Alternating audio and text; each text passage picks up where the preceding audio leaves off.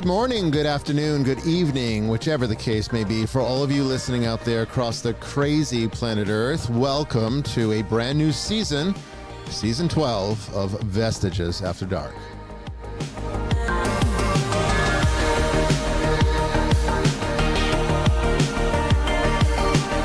And I am your host, Bishop Bryan, coming to you live from the deep woods of Western Georgia on this September 23rd, 2025.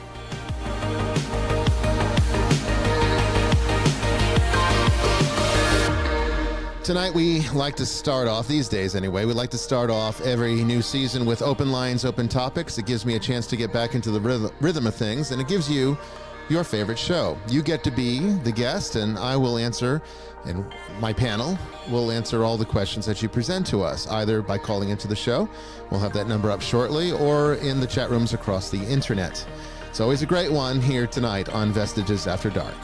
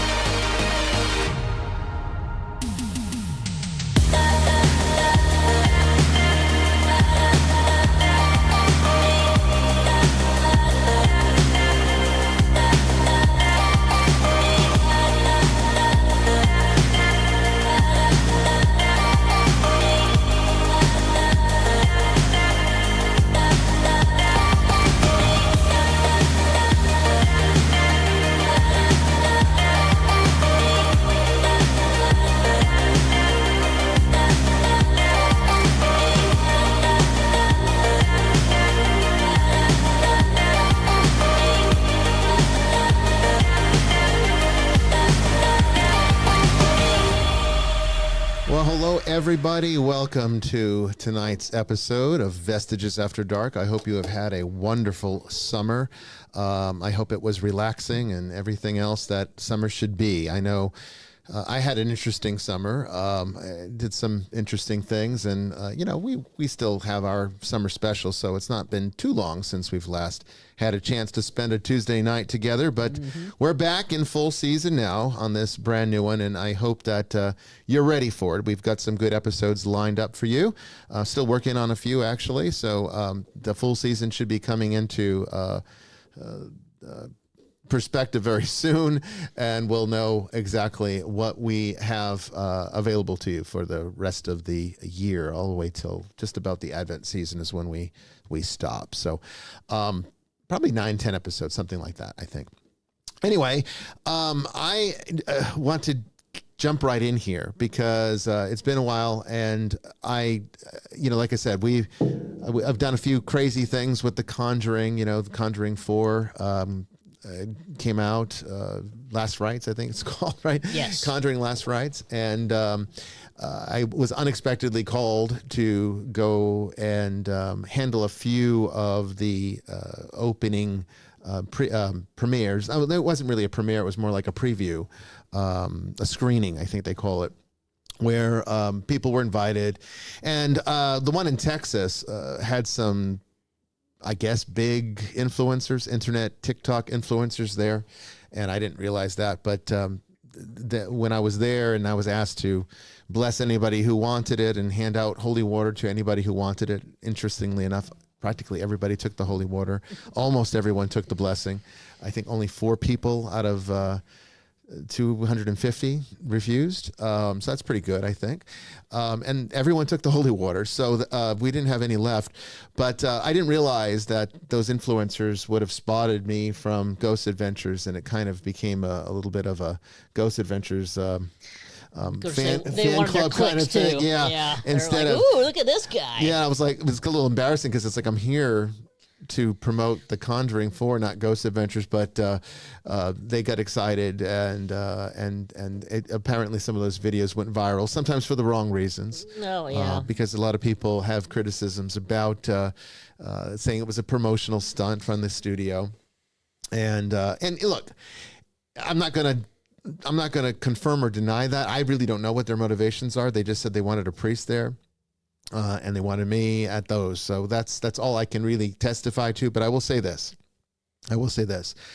If it was a promotional stunt or not, who cares? Because people got blessed and they wanted it. And I don't see the harm there in this. It wasn't like we were forcing them to do it. They could have said no, and they did. So a few of them did say no. But most of them came up to me, and we had some really interesting conversations. And so I think it was actually a good thing, even if it was, for promotional reasons, it still does some good to be there and to be able to confer a nice sacramental blessing to those who were seeking it. And in Texas, and particularly this part of Texas, is McAllen, right out there on the Mexican border. Very Catholic down there because it's a very Mexican population down there. So, they have a cultural understanding of this that you don't typically find just about anywhere else in this country. Catholicism is more subdued here in America, but in the Mexican communities, it is alive and well, and it's cultural. It's almost, I would say, almost as cultural as Judaism is to Jews. You'll find a lot of Jewish people who do not practice Judaism anymore, but yet they still practice so many of the Jewish traditions that are religious, just because it's culturally part of their life. They grew up with it. Traditional. And, yeah, it's traditional. And we have that with Mexico and the Mexican culture. It's a nice thing. And so they were very happy about it. That's where this Annabelle comes from. I was one of the first ones to get the Annabelle popcorn vessel. It's pretty cool. Yeah, it is kind of cool, isn't it? Anyway, as I said, I am Bishop Bryan Willett, your host, with my co-host Jamie Wolfe. Hey, everybody. And we're here to start tonight off with our other two fantastic co-hosts, I guess you could say, or they're always here. So they're always here to help to add to the discussion and to be able to enliven the richness of your questions with their own perspectives. And so tonight we have from Australia, Father Chris Yates with us. How are you doing tonight, Father? Yeah, I'm good, thanks. Just wearing a t-shirt. I also enjoyed bit of monkey magic. All right then. Monkey magic, I love it. I also enjoyed The Conjuring: The Last Rites. After I had vociferously corrected the cinema etiquette of the people sitting next to me. Yes. What has happened in cinemas? Like, literally nobody knows how to behave anymore. No, it's crazy. No, it's all about them. Do you know what's amazing though? The guy was at least my age, if not older. Doesn't matter. Like, and couldn't be off the phone. And really? Oh wow. Yeah. And so even after the advert, just literally been on about turn your phone off. And I was getting angry, but my wife is far smarter than me and much funnier. And she just turns to them and said, "Are you waiting for an organ donation?" Then get off your damn phone. So anyway, but I really enjoyed the movie actually. I was pleasantly not surprised. I thought that'd be the wrong word, but I was pleased with the content. I thought it was really good presentation of obviously a dramatization of the sorts of things that we talk about and that we encounter when we deal with the demonic. Yes. Mm-hmm. Yeah. I mean, it was good. I think there were a few things that were wrong with the film. I have not seen it yet. So you haven't? No spoilers. Well, okay. I mean, I know the case, but yeah. There's a few problems with the film from the standpoint, I guess, of the procedures, things that would happen, things that wouldn't happen, things that Catholic families would do or not do. I think they could have. Screen keeps going to my desktop. Is that happening right now? Well, it did, and then it stopped. So okay. I think it might be over. Don't know why. Okay, I don't know. I'm noticing that there was a lag a little back. Did anybody notice any kind of buffering issues? Okay, that's probably what's causing it. It's this thing. Let me turn that off. Ding. Yeah, that's probably what's causing it. Did anybody notice any lag? I mean, this is why we do open lines for the first episode of the season. It could have been when I was trying to solve that problem, and that might have been what it was. See, look, StreamLabs has a terrible situation here because the notification center to check your error messages pops up in this big giant screen that sort of takes over the entire broadcast. And that most likely was what you were looking at when I was trying to solve what that error message was. Because it does look like there was a lag around 8:09 p.m. But that it seems to have since resolved. I know that my network adapter was having some issues before this show, not related to the internet at all. This was more of a local hardware issue. Okay, you're outside, not on Wi-Fi. It could be your connection then. Did anyone else notice any lag in the intro? Just for my own purposes, it just helps me to figure out. I think I did for a couple seconds around that time, like through Zoom. I did notice it for a couple seconds, and then it stopped. Okay, that's good to know. Thank you. It stays stopped. All right, we'll see how it goes. But if you guys notice anything, just let me know in the comments, and I'll try to keep an eye on it. There's not much I can do once we're live, without disrupting the entire broadcast. But I think we're okay. We're getting really good speeds. It just looked like the network adapter is not working the way it should, and I have a brand new one over here that didn't work at all. So I don't know what's going on. Anyway, we'll see if we can get through this. Aside from the country, of course, we've just come to the end of winter here. So, and it's been, I think, the rainiest winter I've ever known in my life here in Australia. Well, certainly here in New South Wales. We could sure use some rain here. Right. Well, we finally got some sunshine here, so it just feels like the seasons have turned here. So I'm looking forward to some warmer weather, but you guys are hunkering down for the cold. Yeah, we're getting ready for it. I mean, looking forward to it, too. My favorite time of year, so I'm good. Mine, too. Joining us from Tennessee, we have Brandon Milam. You already heard from him, but he's here as waiting for the season. He looks forward to this, don't you, Brandon? I do. It's just like when we don't have messages, I don't have anything to do but work. And it's But I did watch The Conjuring as well. What did you think?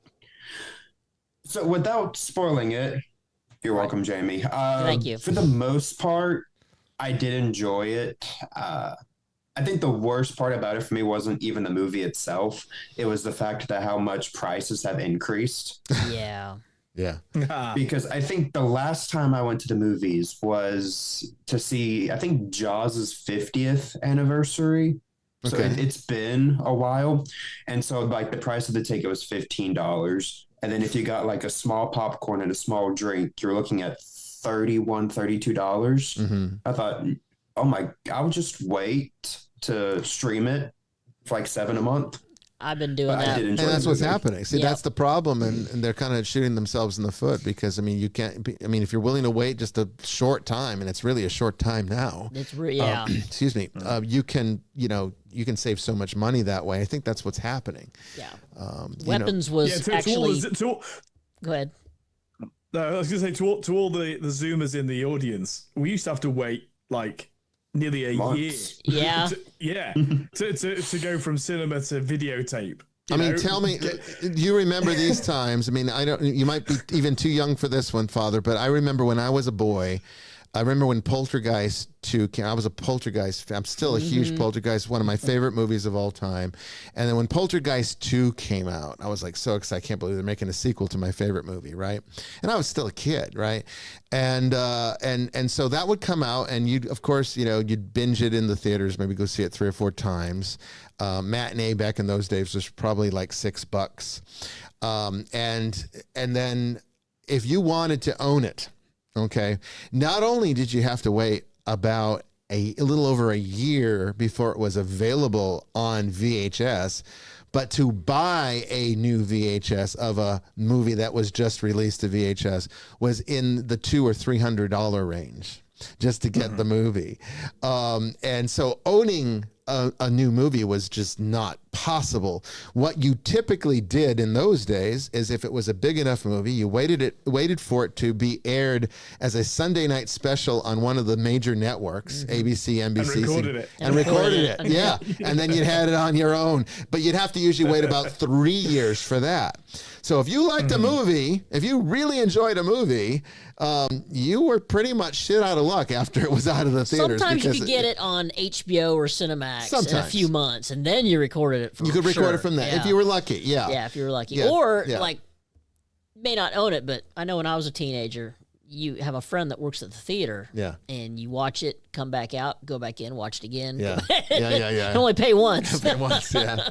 Yeah, that's what some Just people keep do. watching it until you get sick of it. Yeah, right. Well, I mean, I did notice though that cinema prices in America are way higher than they are in the UK or Australia. I'm sure. I believe it. So I think you guys are subsidizing the rest of the world on movies, Which is kind of funny considering that we're the ones making most of them, you know. It's just like, well, I guess you also get the most employment out of it, so yin and yang. I mean, maybe.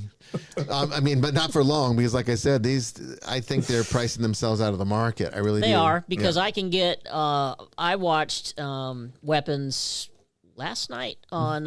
It was already on Prime. Did you like it? I did not like it. You actually. did not. I did not. Care Too for weird. It. No, it wasn't that. It was just I did like it. I have to have answers to questions that were never. I'm like, I have to know. The way it ended was just like. I think it's going to have a sequel.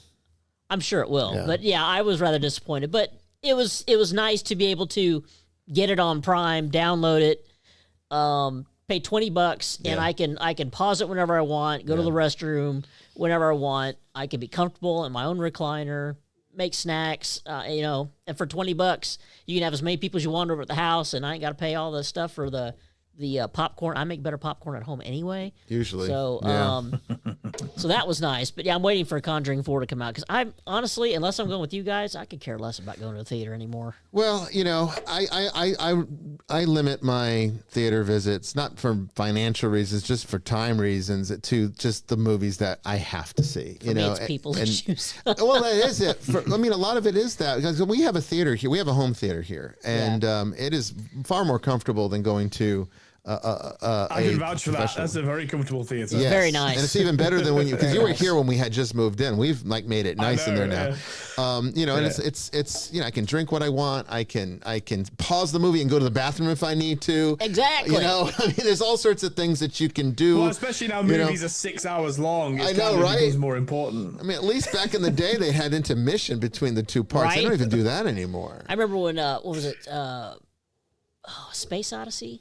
Was that the one that had like 2 intermissions? Might have been. Sound of Music had one. I never went to theater, saw that, but No? when you got a small bladder, you're waiting for that dead time in the movie theater, and you give yourself like 45 seconds to run down, go, come back. Yeah. At home, you're just like pause. It's just much more easy. I mean, there's advantages to it, so I can understand. So they it's kind of like Vegas. They're pricing themselves out of the market. It's greed. It is greed. You have to find that balance. Nobody has an eye for balance anymore. With anything, it's not even just economics. It's common sense. Honestly, no one has it. I mean, it's just ridiculous. Not that all when they say common sense isn't all that common. I kind of agree with that. Anyway, let's get started with questions from the ether tonight. So, Brandon, what's our first one for this new season? So before we do that, I want to say everyone happy Rapture Day. We're still here. Father. I've been left again. Yeah, Father Chris, you're already in the 24th, right? So I mean, Yeah. Well, Tracy said it was supposed to be the 23rd or the 24th. Yes. So we still have time. That is too. It's supposed to be 40-hour period. Oh, okay. I saw that on Where Facebook the hell does last this stuff night. come from? I don't know, man. Where the hell does it come from? I don't know. Brandon probably knows. I don't get. Where's it come from, Brandon? You probably I think know. this is a uniquely American brainworm. I don't know what the go is. Well, it's hilarious because people were talking about that. It kind of got a big laugh at it. Some other Catholic friends were talking about throwing their clothes out into the front yard so it looks like you were ascended, so your neighbors can see that you're closing. Oh my God, they took them, not me. But not a bad it's just idea, so silly, just so silly. But apparently, there was a South African pastor who claimed to have received a vision from Jesus, saying that it was going to be either September 23rd or 24th. Guess it wasn't specific. And then they were linking it to the Jewish holiday, the Feast of Trumpets. Right. That started today, I think. Well, okay, so this is why the magisterium of the church, and that big, nasty, dirty thing that every other denomination doesn't like, but I mean, it serves a purpose. This is why the magisterium, cautions has been doing this for hundreds of years against private revelation. Because private revelation is usually wrong, and the Holy Spirit doesn't work through one person at a time. The Holy Spirit works in a unified sense. Everything the Holy Spirit does to inspire us is always done in a communal sense. It's never done for the individual. And that's what people don't understand in the evangelical circles. They think that the Holy Spirit's their own personal possession. It's their own private we've thing. also experienced it on this show. I mean, on this show, people who've had their near-death experiences or lots of other genre of these things. And I'm not saying that those things are not important for them, but it always goes wrong when they try to extrapolate that out to everyone a generic principle for everybody. Because actually personal revelation is a real thing, but it's only for you. Right. And and you can share your story, but it's not down to, that can't change the fundamental teachings of the church. I mean, that is the purpose of the magisterium, is to assess personal revelation against the theodrama, the permanent, never changing revelation of God. I thank you for making that distinction, because you're right, and I should have made that clear, that yes, the Holy Spirit, of course, can inspire us towards individual reasons. But if you're being given a message, if you're getting a vision where the Holy Spirit says, or you think it's the Holy Spirit telling you that, the world's going to end on September 23rd, that's all the evidence you need to know that this is not a genuine revelation, because the Holy Spirit's not going to do that. Yeah. What's the passage? We know not the day nor the time. Jesus doesn't know. Not even Christ himself Jesus knows, doesn't know. The Father didn't share arrogant son of a gun. What do you think? You think you're better than Jesus when you think that you can actually discern something that Jesus himself couldn't. I mean, give me a break. That's the most ridiculous thing that anyone could ever claim. I was listening to Coast to Coast AM last night, and George Norrie had this guy on that was, Norrie introduced him as a biblical scholar. This guy was no scholar, and he eventually did qualify that. So good on him for actually correcting George Norrie about this, because this is a guy that literally, started listening to Coast AM about 10 years ago, got inspired to pick up his King James version of the Bible start reading it. And then he claimed that God started speaking to him through the pages of this book. And now this guy thinks he's Jesus Christ. And he was on Norrie's show presenting himself as, I am Jesus. And this is the kind of dangerous. Whereas we all know that George know Jesus that? actually lives in Queensland. We all know Jesus actually lives in Queensland. So I can post you a link. He knows he's there. It's sort of, he's he made himself quite famous. He doesn't hide. But he is. Apparently he is Jesus. He's Jesus. Yes. So there's some competition. I'm afraid. I'm sure. I knew another guy that thought he was Jesus too. He called himself Omega Christ. This was back in the day, long time ago. He was the Omega Christ because this is the Christ that was supposed to come back to end everything. Well, we're still here all these years later. And let's face it, there has never been a prediction, clearly, that the world was going to end that ever came true. And there's been so many.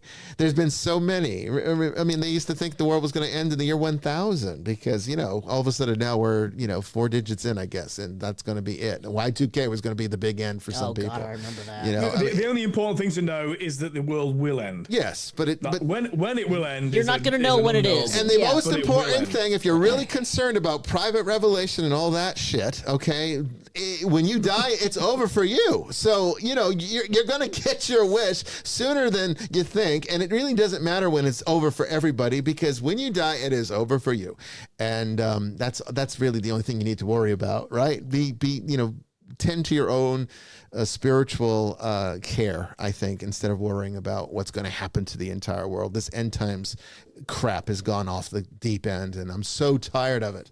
The evangelical movement has gone off the deep end, and it's making us all look bad, and it's giving me a headache because, it makes my job 1,000 times harder when I have to correct this for the people that know that this is clearly bullshit and now have no interest in dealing with Christianity or Christians, because this is their exposure, this is their experience, and they think we're all like that. And it's very hard to kind of convince them that, no, this is a very loud but very small branch. It's not so small here in this country, but the rest of the world, generally speaking, is not like this. Well, all you have to do is look up the rapture, and you'll know that it wasn't even a thing until 1820, 1840, when Darby. was it Darby? John Darby decided to pull it out of his rear end, and now every evangelical swears by it. Yeah, and it was very clearly invented. Invented. Just look him up. They don't do that. No one wants to do research because the Holy Spirit guides you. Yes. Well, I hope he guides you to Google. That would be a good way, right? I mean, it's like the Holy Spirit doesn't have to work so hard now because we do have search engines. It's easy. It's insane. And we have AI too. We do. We have AI will tell you. They'll tell you everything you need to know. Okay, so let's go get started with, because I know your first question is relating to this. Yes. So apparently the world's supposed to end September 23rd. Surprise. Hi.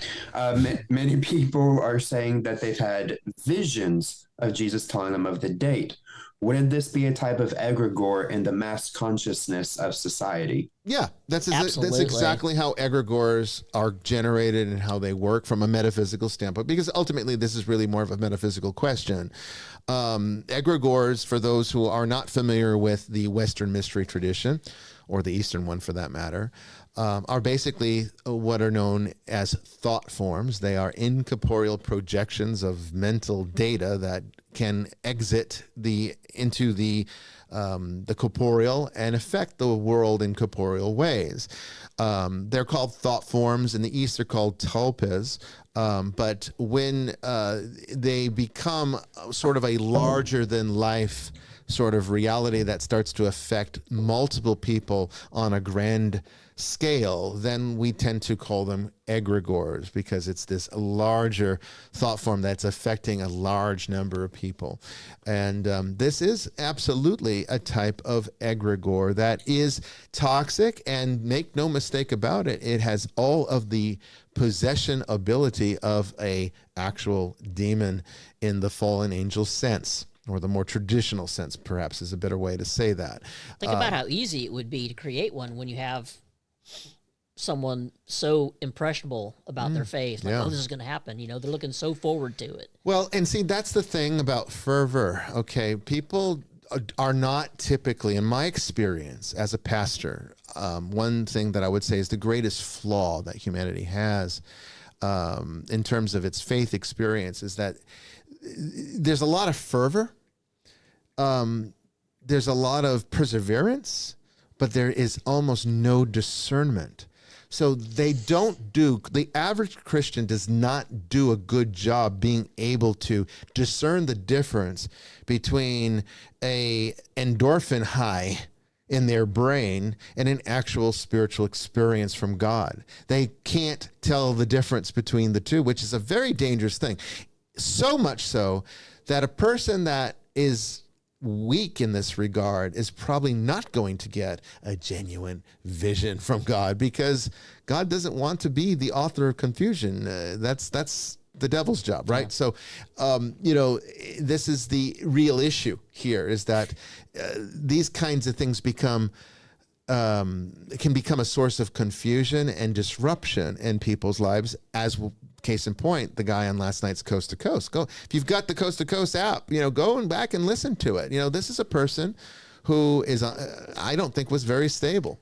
And, I don't like when people get on the air and they go and they write these books. Do you think George knew ahead of time? Probably that he was not. kind of a squirrel. I mean, I don't know. Yeah. I'll be honest with you. The conversation, if I had been George Norrie and I was entrusted with the care of Coast to Coast AM from Art Bell, I would have ended that interview, and I would have said, no, we're moving on.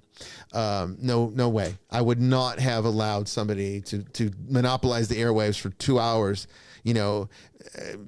talking foolishness like this, because this is just not helpful. If we had a person that came on this show and started presenting themselves as Jesus Christ, it'd be over, it'd be done. Oh, we'd have some fun first. I'm sure we'd have some words for them, but they would not have 2 hours on this show. George can run it the way he wants to, right? He can run it the way he wants to. But for me, no, I would not have tolerated that. I don't think, to answer your question, Terry, I do not think that he knew. However, were you listening or watching? Well, it's just the radio show, okay. So I would be curious to see George's face. Yeah, well, just judging from the things that he was asking, I could kind of tell that it seemed like because he doesn't usually introduce someone as a biblical scholar unless they really are one. So this guy didn't even have I don't think even had a high school degree. He was a truck driver. He's a truck driver. Not that truck drivers can't be smart. Of course. No, that's not what I mean by that. But I mean, No, I know that. The guy is driving trucks and then, is reading the Bible on the side and now has declared himself, Jesus Christ. That's not how it works. Okay. First of all, biblical scholar, if you're going to go through the process of getting a degree in theology, chances are you're not going to be driving trucks. And that's what I meant by that. And the other side of the coin is you're also not going to declare yourself Jesus Christ on the air. No.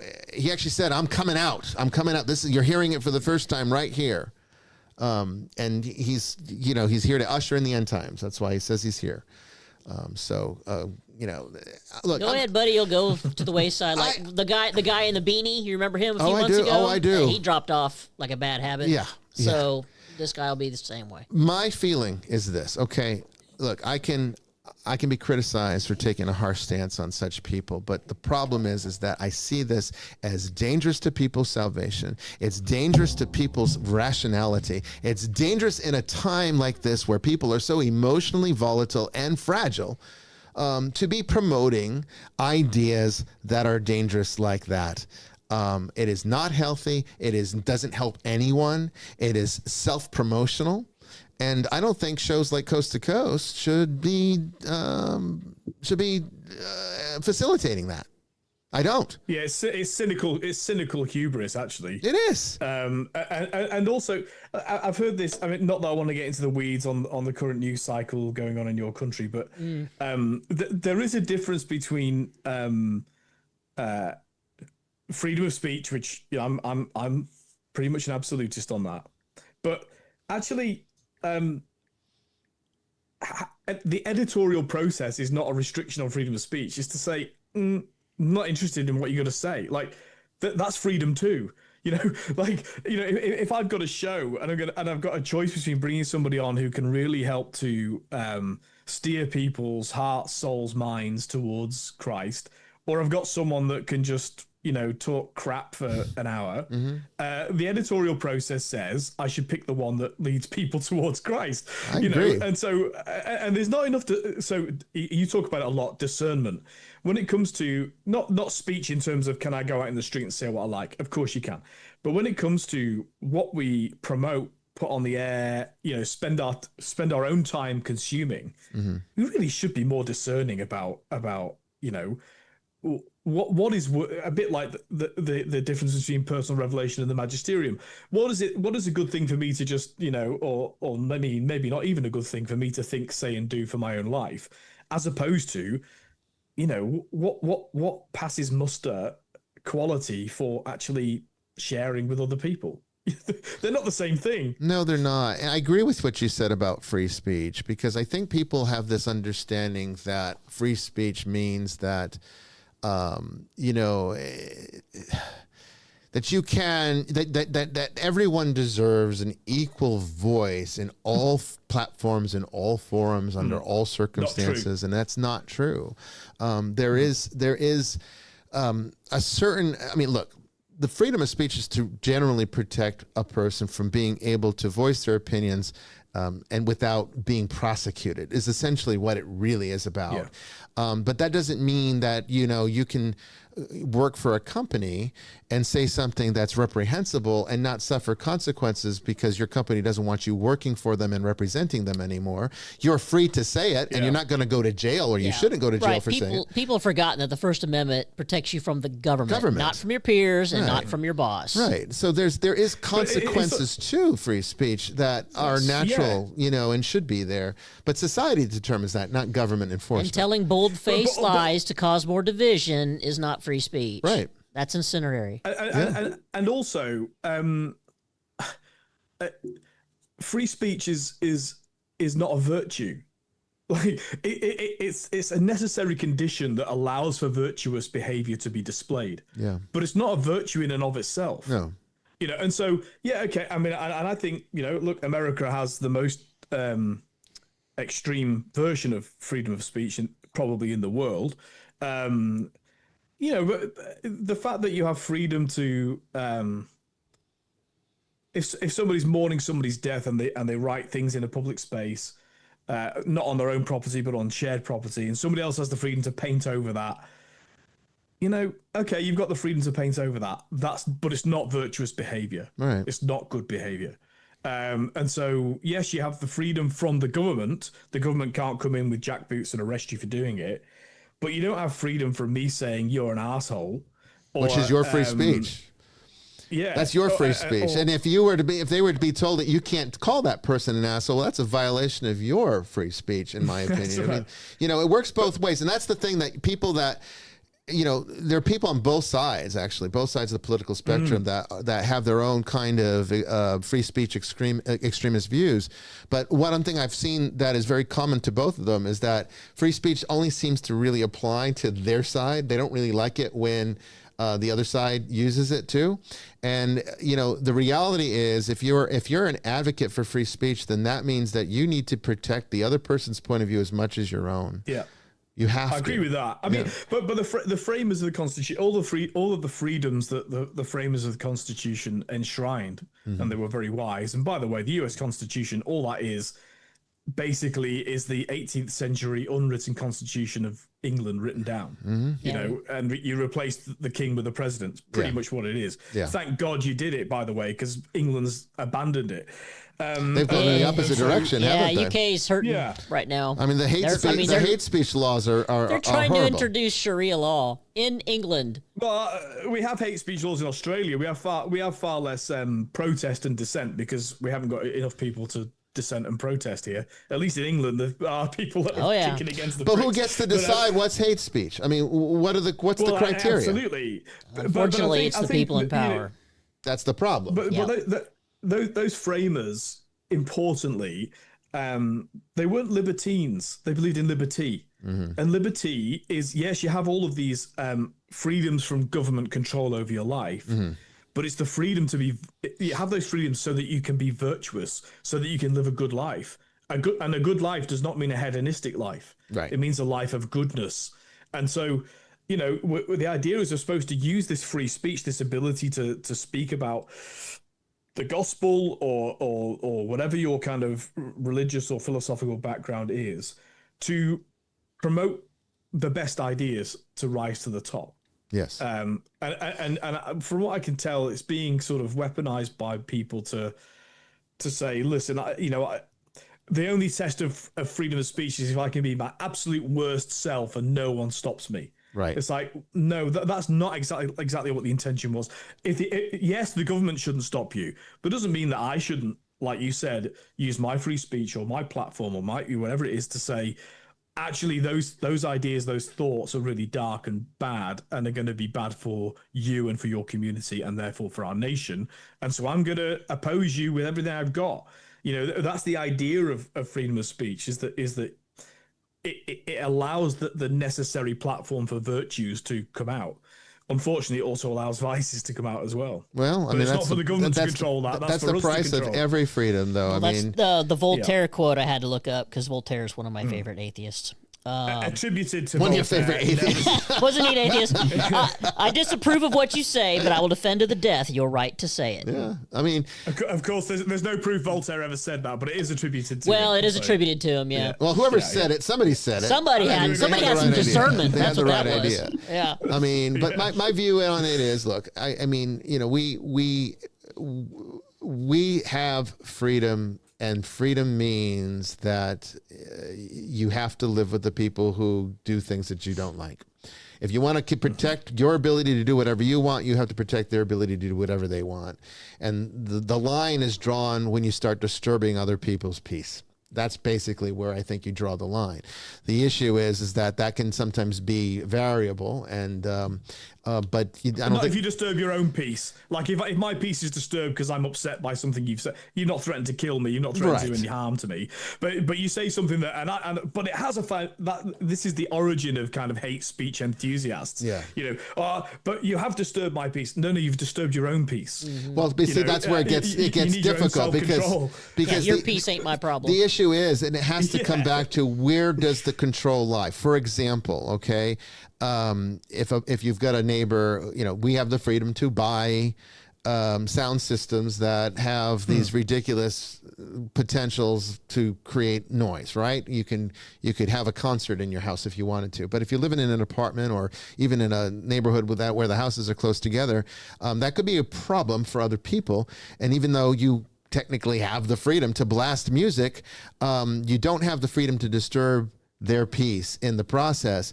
But you're taking their control away from them. They don't want to hear your music. You do, but they don't. And so what gives you the right to decide if they want it quiet, that no, because your freedom says you want noise, that they have to live with it. That's where the law has to get involved. So then you have noise ordinances and various other things, and I think, which are not federal. I mean, in your system, all of those protections are protections from the federal government. Usually they're not protections from your state government or your local government. Right. They have their own constitutions. I mean, right down to usually it's at the county level, typically. Absolutely. Noise, And in an apartment complex, normally when you've signed your contract to buy or rent, they even have it.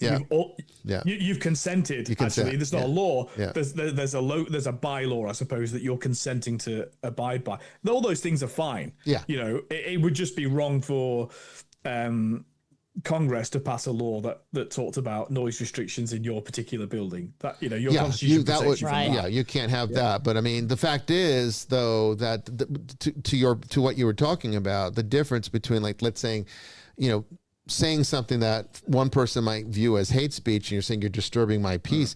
Well, that's your choice, though. Yep.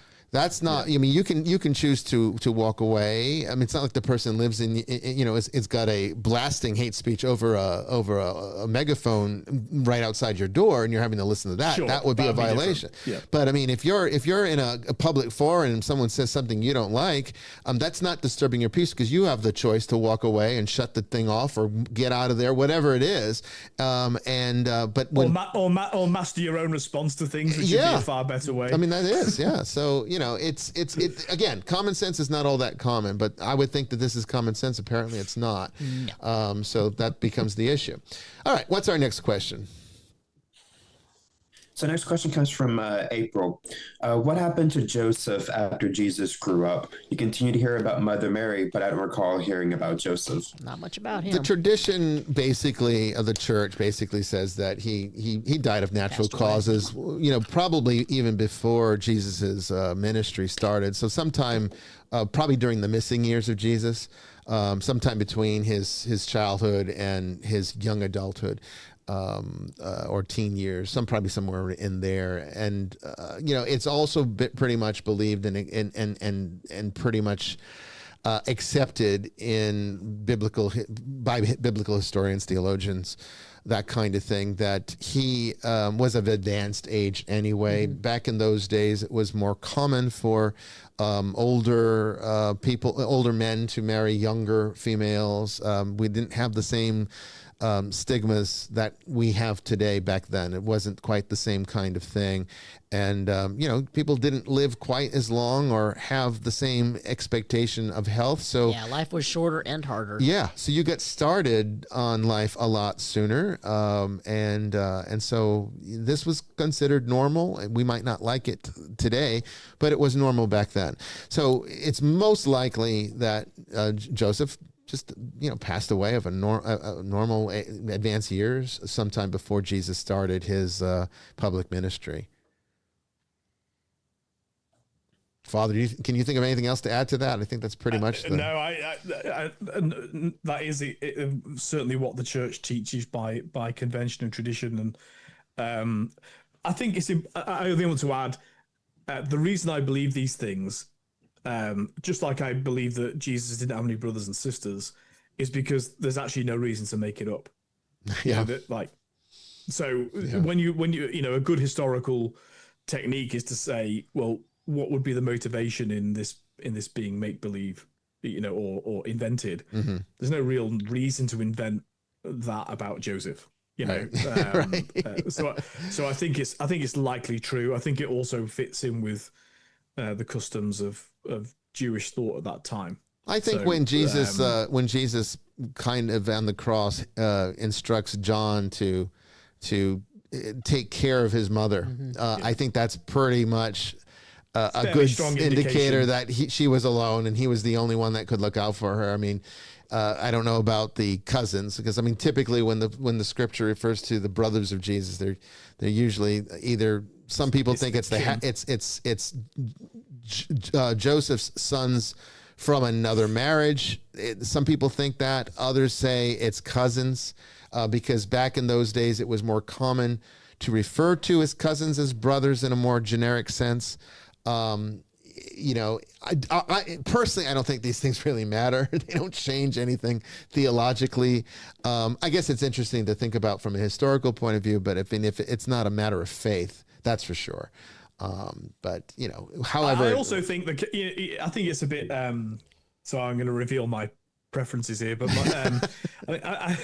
I think the quest for the historical Jesus. This is, for those who don't know, this is an academic category. The sort of moving on from the sort of pre-modern approach to the scriptures, which ironically we're now getting back to. It turns out. Even evangelicals are realizing that knowing something about the church and the context of how these things have been passed on is important. But anyway, but the so-called quest, and I think there were two in academic categories: the quest for the historical Jesus. Although it's kind of interesting and leads to some interesting thoughts, it's not for me. I think it's a bit of a folly. Yeah.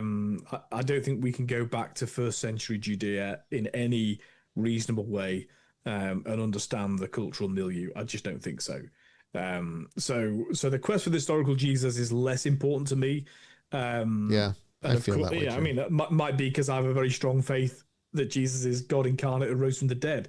So it's less important to me, this sort of materialist approach to who can we say Jesus was? What can we say that demythologizes, to use Bultmann's phrase? I actually think that's a mistake.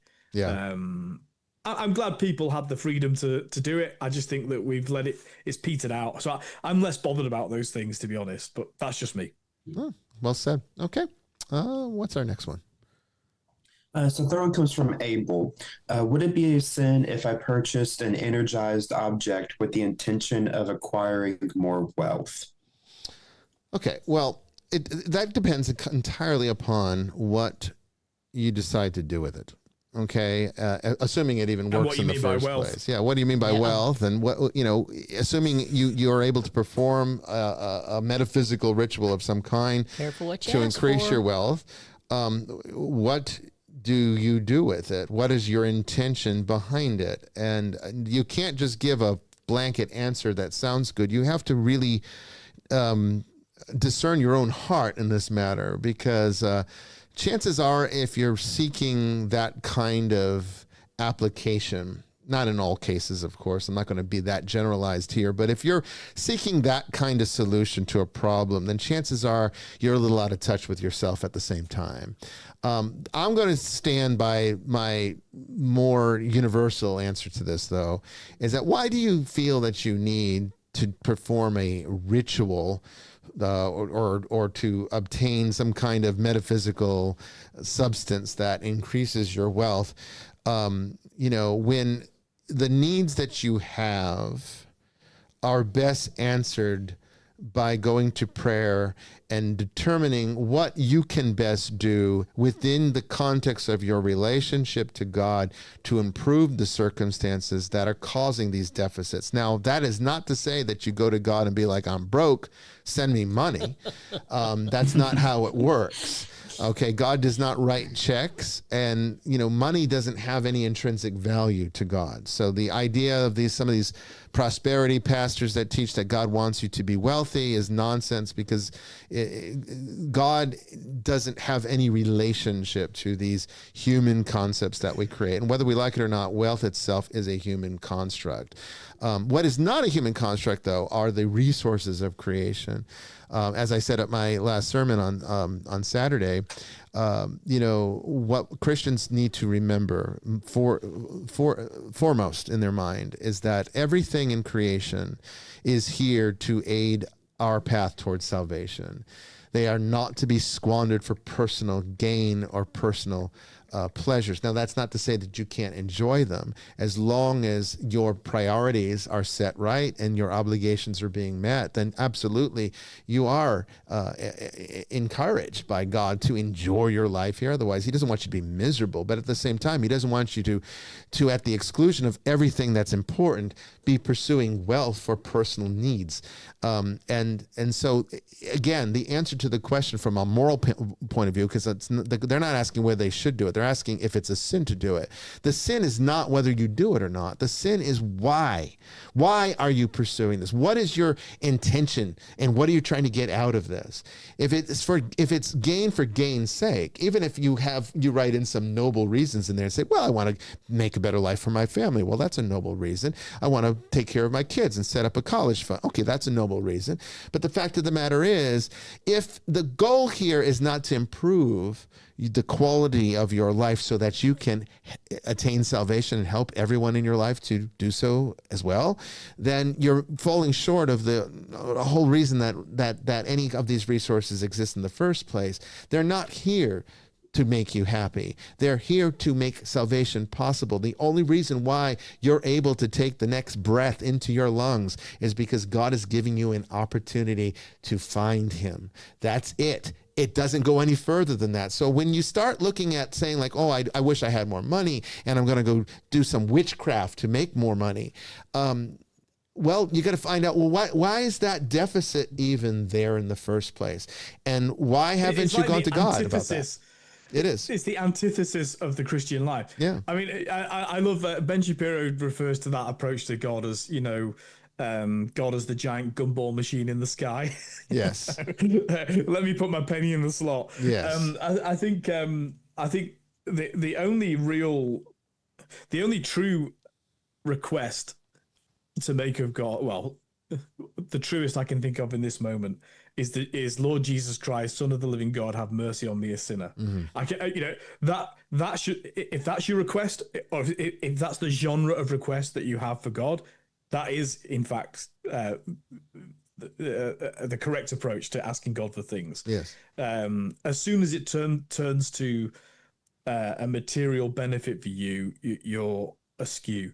Yeah. And of course, I would say true wealth is in fact relationship with Christ Jesus, which is why St. Paul in chains says I'm free. And we could also say yes, primarily having children, but not just having children, being involved in co-creation with God. That could be through fine art, through music, through the list of creative things is literally endless. Yeah. That's true wealth, and that has no relationship to your bank account. Well said. I'm noticing some people talking about there being lag. Is everyone experiencing lag, or is it just a few people?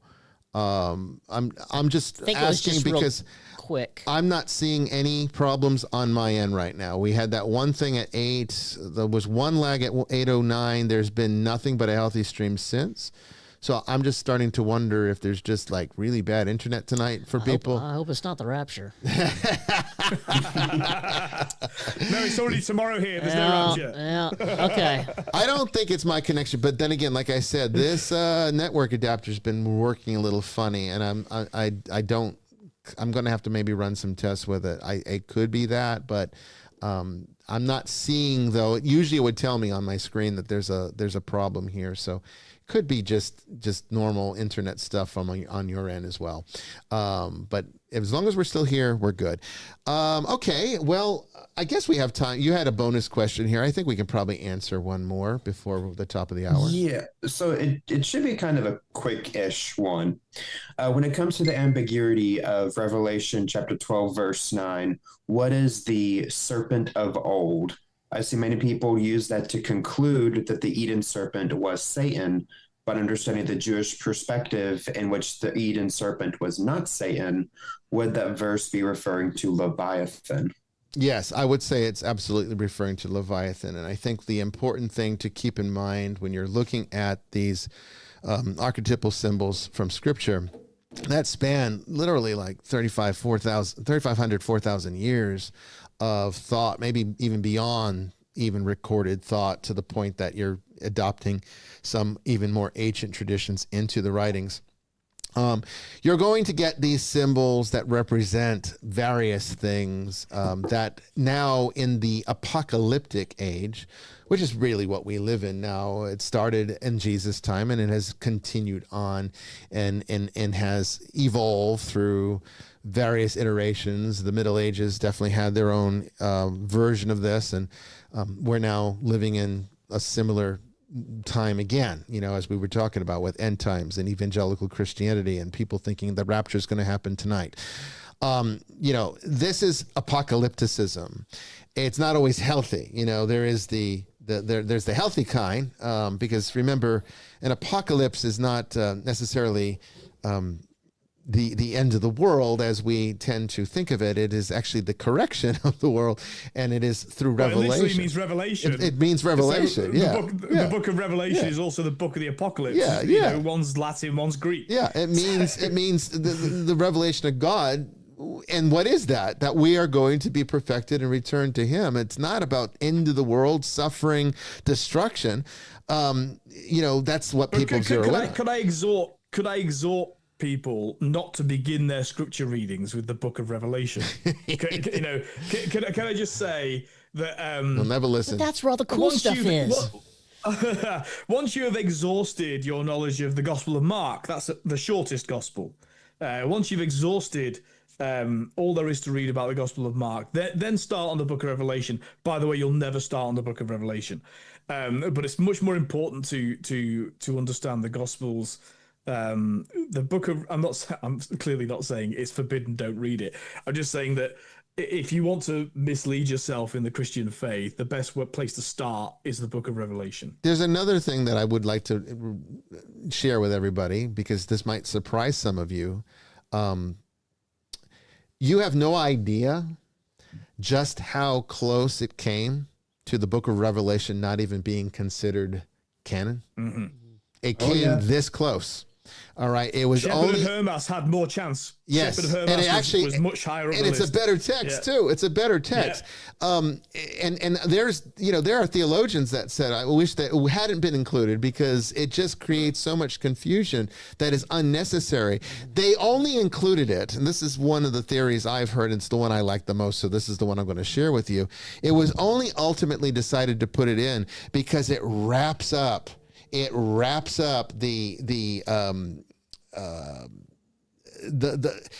idea of Scripture going from beginning to end. So you have Genesis that takes us to the start of time, and Revelation kind of really wraps it up nicely with the end of time. So it was a nice bookend to include. But as far as the early Christians thinking that this was like some profound early work that has to be in there because this is where the mystery is just not true. The Gospels were what was important to everybody. That's what mattered to everybody. And ultimately, that's the only reason why it was put in, was just because it kind of wrapped everything up nicely. Okay, so we're going to take our first break here. Okay. When we come back, we will start taking your questions, your calls. If you're on the line, do not hang up because you'll lose your place. And we'll see you in just a few moments. Don't go away.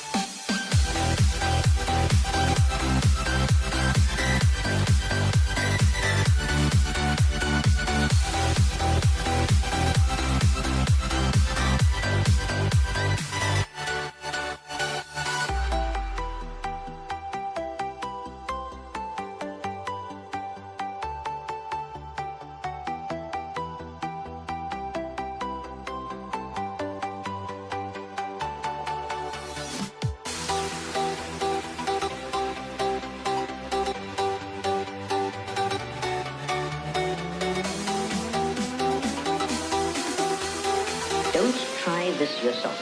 It's extremely dangerous.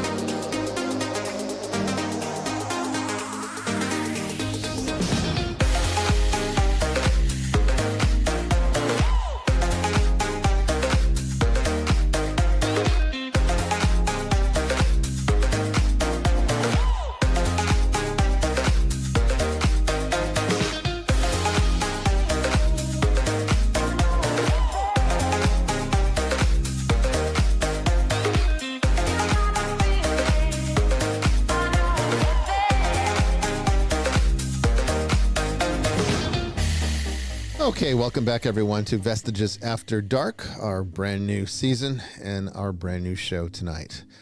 We're going to start taking your questions now and your calls. If you have a question, you can call to the show at 207-544-1983. That's 207-544-1983.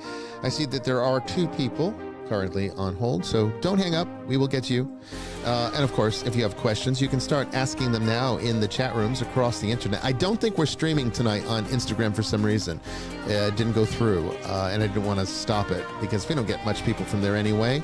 But for those of you on YouTube and Facebook, our moderators are watching both of those feeds. You can ask your questions, and you can even text that number 207-544-1983 with a question if you like. All right, don't go anywhere. We'll be back in just a moment.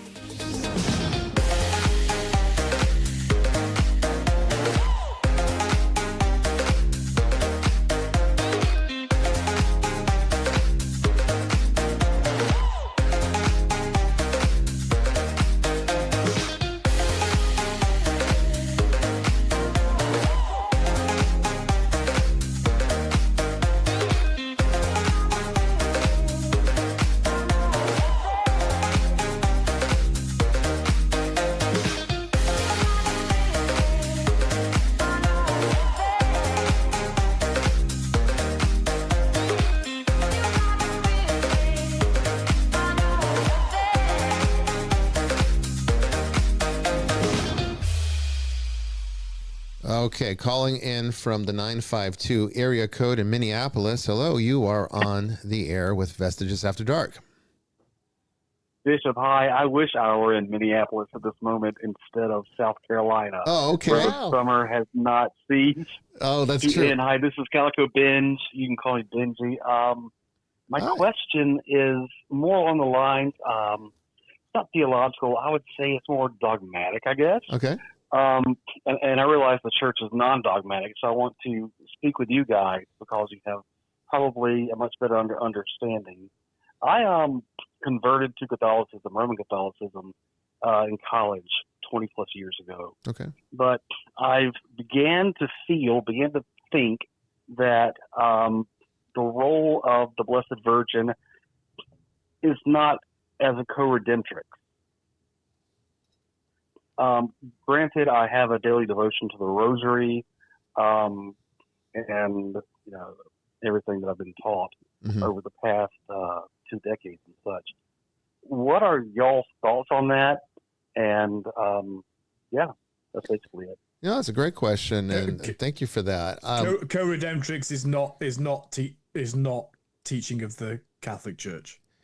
Yeah, there are Catholics that believe it, but it really comes down to, I think, a misunderstanding. It's a semantic issue ultimately, because what the church really teaches is that Mary participates in salvation and redemption in a unique way, but not in a way that is divorced entirely from the rest of our obligation as well, in the sense that she carried Jesus through his incarnation, manifests through her and her free choice to accept that, I guess you could say, honor and burden at the same time, right? But she is still in need of, even though sinless, still in need of redemption through the very process that is, I guess you could say, retroactive by virtue of the cross itself. That the grace that she is full of still ultimately comes from that same cross that we get our redemption from. It just works differently for Mary only because in at least Catholic Orthodox theology, that God could not incarnate this world through a defiled vessel. It would need to be something that is perfect in order to bring him into this world perfectly. And so, in a sense, that is kind of what people mean when they say, they're not saying that Mary is helping to redeem us. In the sense that she has the same obligation, or that she has a role that Jesus himself does not perform. I mean, Jesus does not technically need any help to be able to do what Jesus does. However, he wants to always work through us. And that's why Mary is chosen, because that's part of Jesus's entire shtick, if you get it. He doesn't want to do it as in isolation from us. He wants to do it with us, through us. And Mary is chosen as the primary example because she can be someone that we can relate to on multiple levels. She's the human that can demonstrate that perfection is possible. Most of us go through life thinking, at least if you're a person of faith, you're going through life thinking, I can't help but sin. I'm going to, I know I'm going to go to confession, and then I know I'm going to need it again in a few months because I'm going to sin again. And Mary shows that is not necessarily necessary. You can get through life as long as you completely yield yourself to the grace of God, as she herself did. Now, that is where the special nature, I guess you could say, of Mary is evident. That's not present in the rest of us. But she was chosen not to be an equal to Christ, but to be the perfect human example of what we could become on our own. And then Jesus is the perfect example of what we can become with his help. And together, those two realities kind of form something for us to strive for in terms of salvation. I don't know if this is a very complex question that almost needs more thought than I've given it. I think that sounds really good. I think that's a great explanation of what. See, in 1996, the Congregation of the Doctrine of the Faith gathered to if you're talking about the Roman Catholic Church and what the Magisterium teaches, it gathered to look at the term co-redemptrix as well as the term mediatrix, which the church does affirm, because she's a mediator of the graces of God.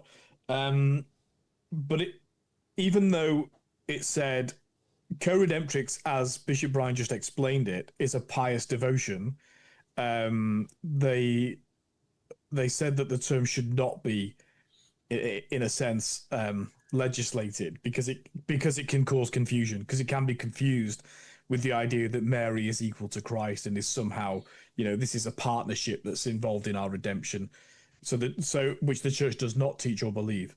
Right. And I think, look, I mean, it's great that you asked that question, because it highlights, and this is in no way a criticism of you or any other faithful Catholic. It highlights that Catholic teaching can be quite nuanced, and sometimes the teachers of Catholic teaching can forget that, or maybe don't really understand those nuances very well themselves, and I include the clergy in that. Yeah.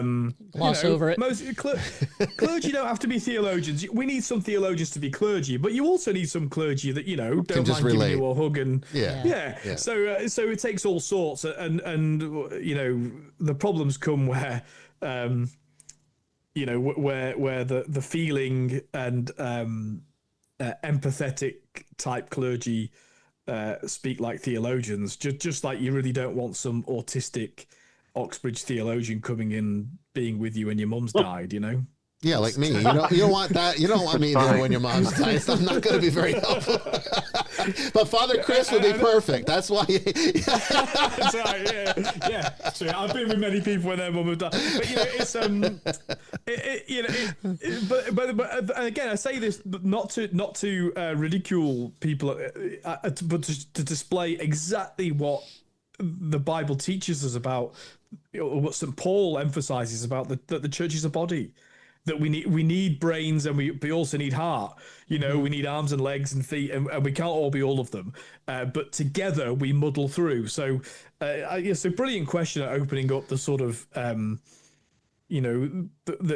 utter dependence that we have on God's revelation through the church, and that the church, just like Jacob who wrestled with the angel, Israel, we're still in that process of wrestling, and so your question is really good at highlighting. It's a good one, and if I could leave you with this also as a thought, remember we're all participants in each other's salvation as well.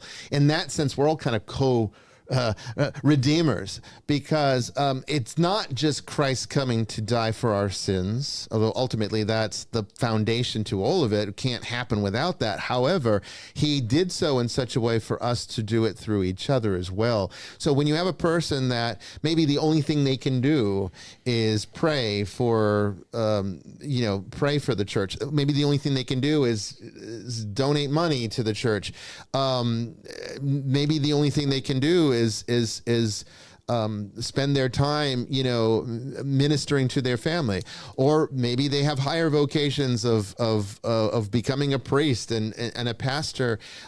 These are all redemptive acts. It's all, of course, being done through the cross. Mary is no different. Everything she did to participate in creation is also done through the cross. It's just there was a particular special way that it happened with her, only because her grace needed to be the grace of the cross needed to be retroactively applied to make her a vessel that was worthy of the Savior coming into this world. And that's really the only difference that you could say is special. And even Orthodoxy has its own way of explaining that is different than the Catholic Church does. But it's a great question. And I guess ultimately your question, Calico, was to sort of get reassurance as to whether or not it's problematic for you to not feel this way. I think your instincts were right. You shouldn't feel that she's an equal redeemer any more than we're equal redeemers. We're all redeemers, though, but under the cross. And I think that's what you're believing in, and that's perfectly the way you should, and that's what the church teaches as well. But correct me if I'm wrong. No. Okay. I think you're categorically correct on my assertions. Great. I really appreciate your time, and thank you, gentlemen. Thank you. I appreciate your calling in. Thank you. Yeah, that's a good one. That was a good question, Yeah. and that's the kind of thing I think that helps us to really, or helps everybody on this show who listens to this show. We clarify kinda- the tough questions. Yeah, us included. Absolutely. Yeah. Yeah. We all learning something. Yeah.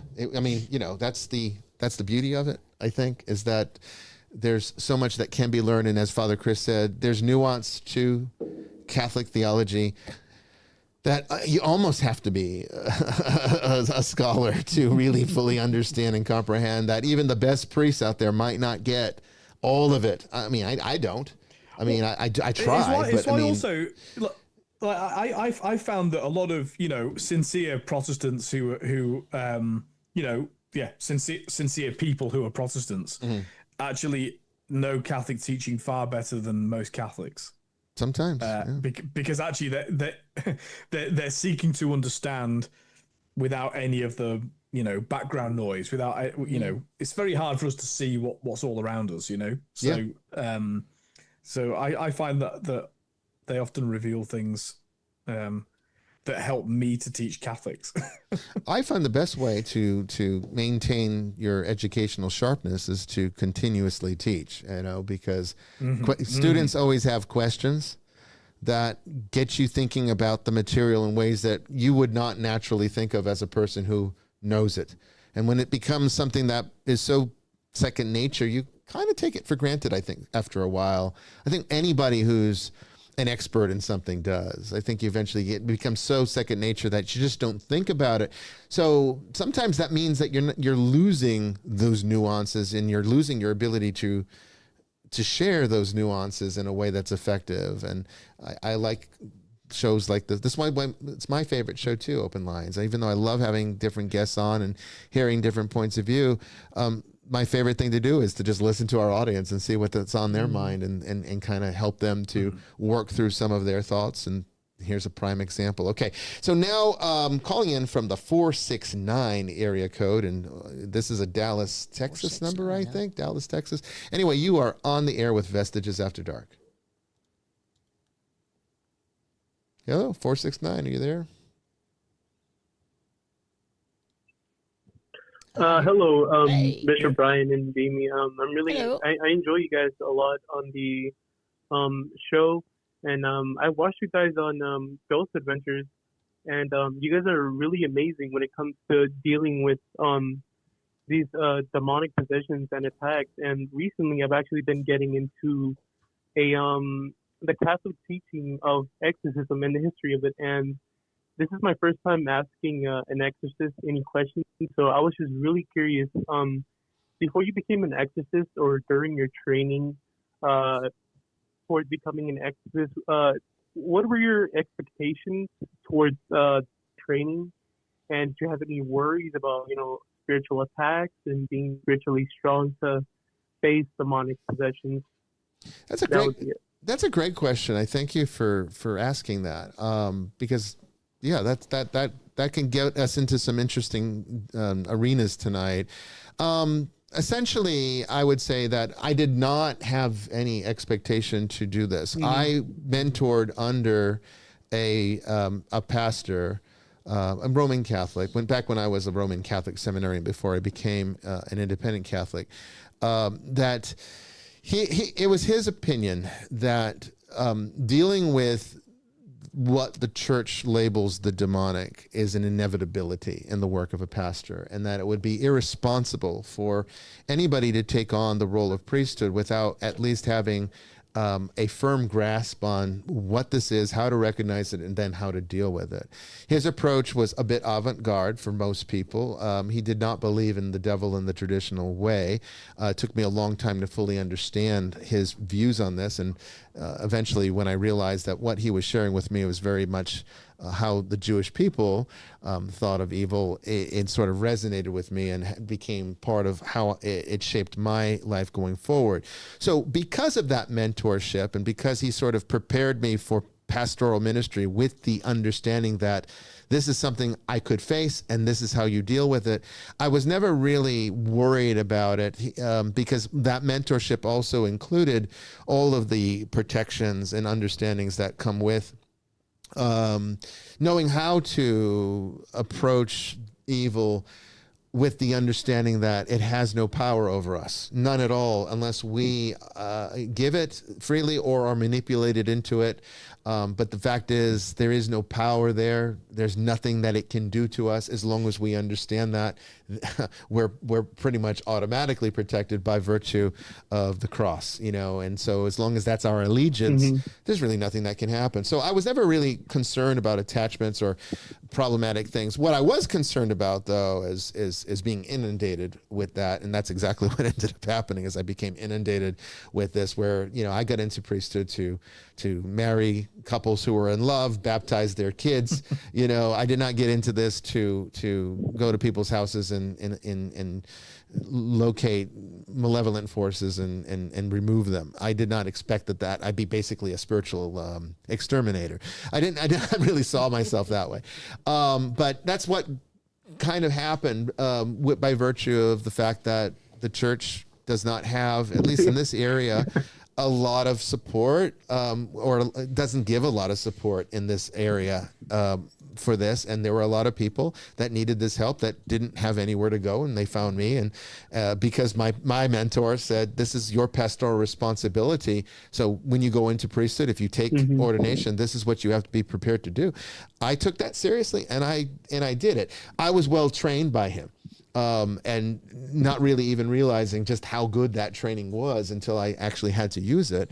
And so even from the very first case that I ever took, which, believe it or not, was a possession case. My very first case was a genuine possession. I don't think I've ever mentioned that before.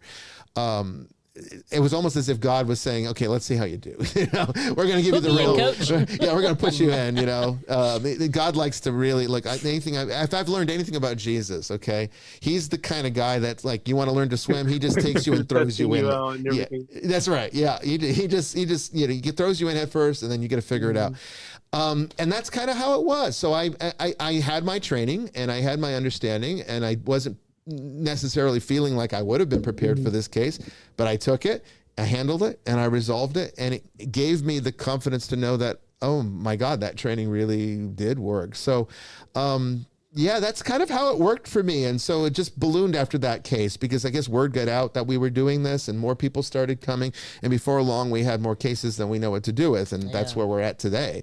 Now with the Ghost Adventures, unfortunately, the dark side to that is, even though it's given me a platform and an ability for people to kind of see this work and sort of destigmatize it and give people like you some insight into it, because it's something that I think everybody should be aware of.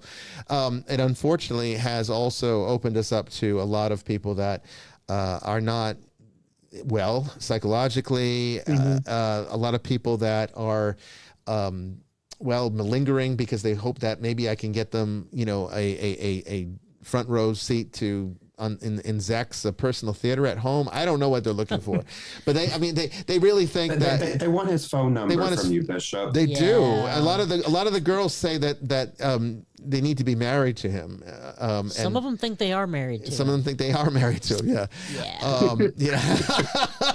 And they think that I can maybe connect them. I don't know, but the fact is, we have a lot of time wasting now, because we have so many people coming in to get, you know, for the wrong reasons. But I think could I just add something? Go ahead. Because Father Chris is also an exorcist, so why don't you talk about your experience with it? Sure. Father? Yeah. Look, I was just going to say, I'm not sure whether it's I'm not sure I can separate these things, but because, as you've said, exorcists are few on the ground these days, because the church went through this sort of hyper rationalist, you know, the sort of response to modernity was to sort of be a bit embarrassed, I think, by the idea of spiritual warfare. So it could be because of that, but I suspect not.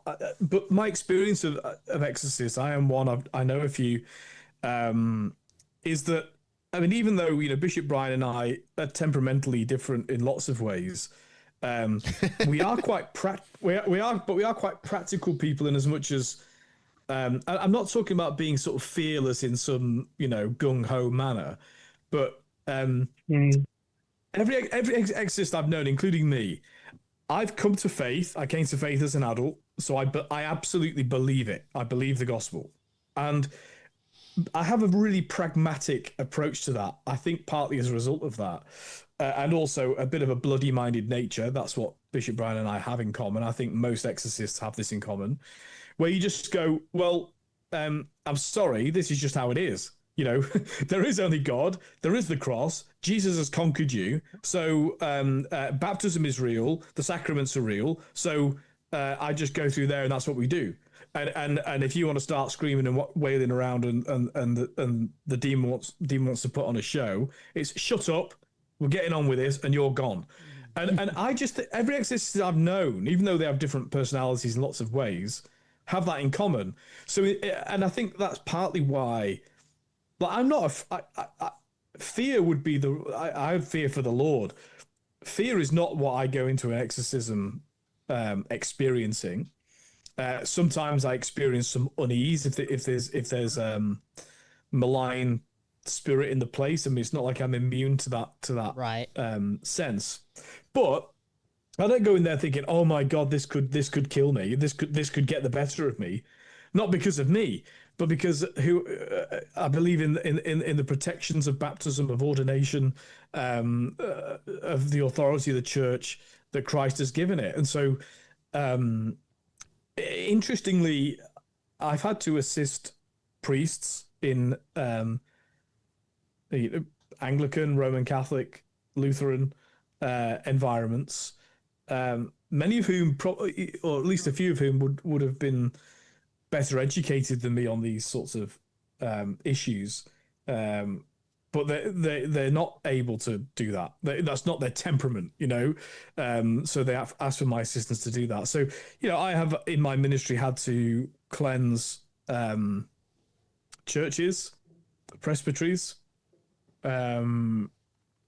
Interestingly, when I was an Anglican, Catholics would ask me to do it. So I think there is a sort of temperamental approach that is part of the vocation to be I mean, all priests have to be exorcists in an emergency, but there's a difference between that and being, you know, authorized in the life of the church to do that. And so, but yeah, I correct me if I'm wrong, Bishop Bryan, but my every exorcist I've ever known, and there's not that many, so I've known most of them, seem to have that same attitude. I think actually what's at the heart of it is very strong faith. I'm not saying that to big myself up. I'm a worm, you know. I'm aware of my own sin precisely because I have strong faith. So don't misunderstand what I'm saying. But I have a very, very strong faith. I like when people say, "Oh, do you believe Jesus rose from the dead?" I know Jesus rose from the dead. I don't believe it. I know it. Well, that's what faith is. The faith is the knowing part. It is not the believing part. It's the knowing part. Faith is conviction. Faith is not mere belief. Anybody can believe anything. It doesn't make it true. And honestly, a lot of people just convince themselves to believe things. It's easy to believe in something. It's hard to have conviction in something. And faith is conviction. Faith is the knowing without having the tangible evidence to support it.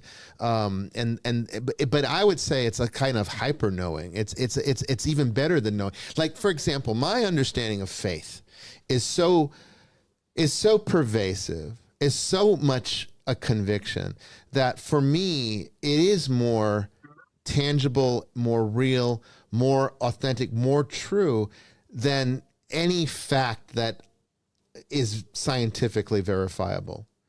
In fact, I find it's more reliable. I mean, look at even medical science should be the one science that is the most reliable, I would think, because that lives are at stake with that one. Okay, you can theorize about the Big Bang, you can theorize about black holes and relativity and all this stuff, but you know, when you start theorizing about medicine, people could die if you get it wrong. And it is shocking to me how you can have a study that comes out 1 week in a news source will report that, you know, new study, coffee causes cancer. Drinking more than 2 cups a day will cause cancer. And then the same damn newspaper a week later has another study that says that drinking 2 cups of coffee helps you fight cancer. You know, it's like, how can you have that? And I've seen that. This was like a real thing. I actually had it on the Nicolay Network. I think it was years ago. It'd be hard to find. Maybe it was Facebook. It could have been one of those. But I had it on my social media. It could have been Twitter, in fact. And it's like, there's no reliability there. It's just people spewing facts that they think are true. But with faith, even though you're not going through scientific methods of observation, you're not using scientific method, you're arriving at a place of knowing that is far deeper, far more authentic, far more reliable than anything you could observe with your eyes, because your eyes lie. Your five senses lie. This entire reality lies. For all we know, this is just we've talked about in this show. Maybe this is an artificial existence and you're just programmed to believe it.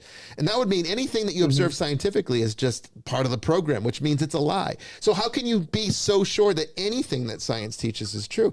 But I can tell you one thing, my faith experience, which didn't rely on my five senses, does not rely on scientific method, has given me an insight into the nature of the cosmos, reality, whatever you want to call it, that has more reliably given me the answers that there is a profound reality beyond all of this, that there is no doubt there. I have doubts about whether or not coffee causes cancer or not. I don't know what to believe, but I don't have any doubts about my faith, because my faith experience has given me an insight and an answer that is far more reliable. And that's, I think, what faith really is. And that's what guides me through what you asked about. You're kind of getting off on a tangent a bit now, but you know, your question was about exorcisms, and that's kind of how we do it. So yeah, there's no fear involved, none at all. And honestly, could I just add by saying, if a person has fear, they shouldn't do it. Right. They shouldn't be one. Right. Yeah. That's very true. And I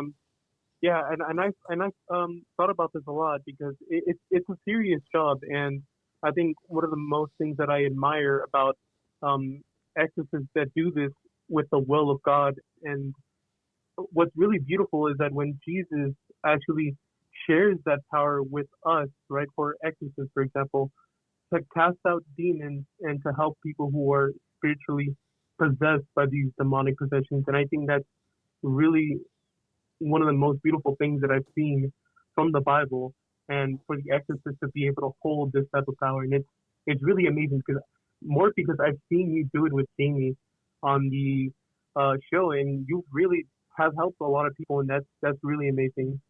Well, that's very kind of you to say, and I really, I'm glad it touched you in that way. That's why I did it. I know people can say all sorts of things about why I was on TV. It wasn't something I sought. It wasn't something that I thought, oh, this is great, now I get to be famous. I mean, completely the opposite. It was really the opposite reaction. I was actually a bit apprehensive, because I'm like, I'm not sure I really want all that attention, but I felt that God was calling me to this work, and I think he wanted there to be sort of a kind of put me in a place where pop culture would notice, because this reaches people that otherwise might not have ever paid attention. And certainly it's happened. There's so many people that have called into the show, sent me emails. Yeah, folks that you didn't even know. Yeah, that said, you brought me back to the church. I saw you on Ghost Adventures, and I was so moved it brought me back to the church. That's fantastic. And I thought, okay, well, that's why God had me do it then, I guess. But I think, like, a lot of the time, when we try to discern what is it that God wants us to do, I think, often it's presented to us. I mean, I'll give you an example. So, I was a parish priest in the south of England, and, I'd only just moved back there from Australia. So it's not like anybody knew, I was involved in exorcism in a public way, or, like Bishop Bryan, who'd been on telly, or anything like that. But I was just in my parish church, beautiful, huge parish church.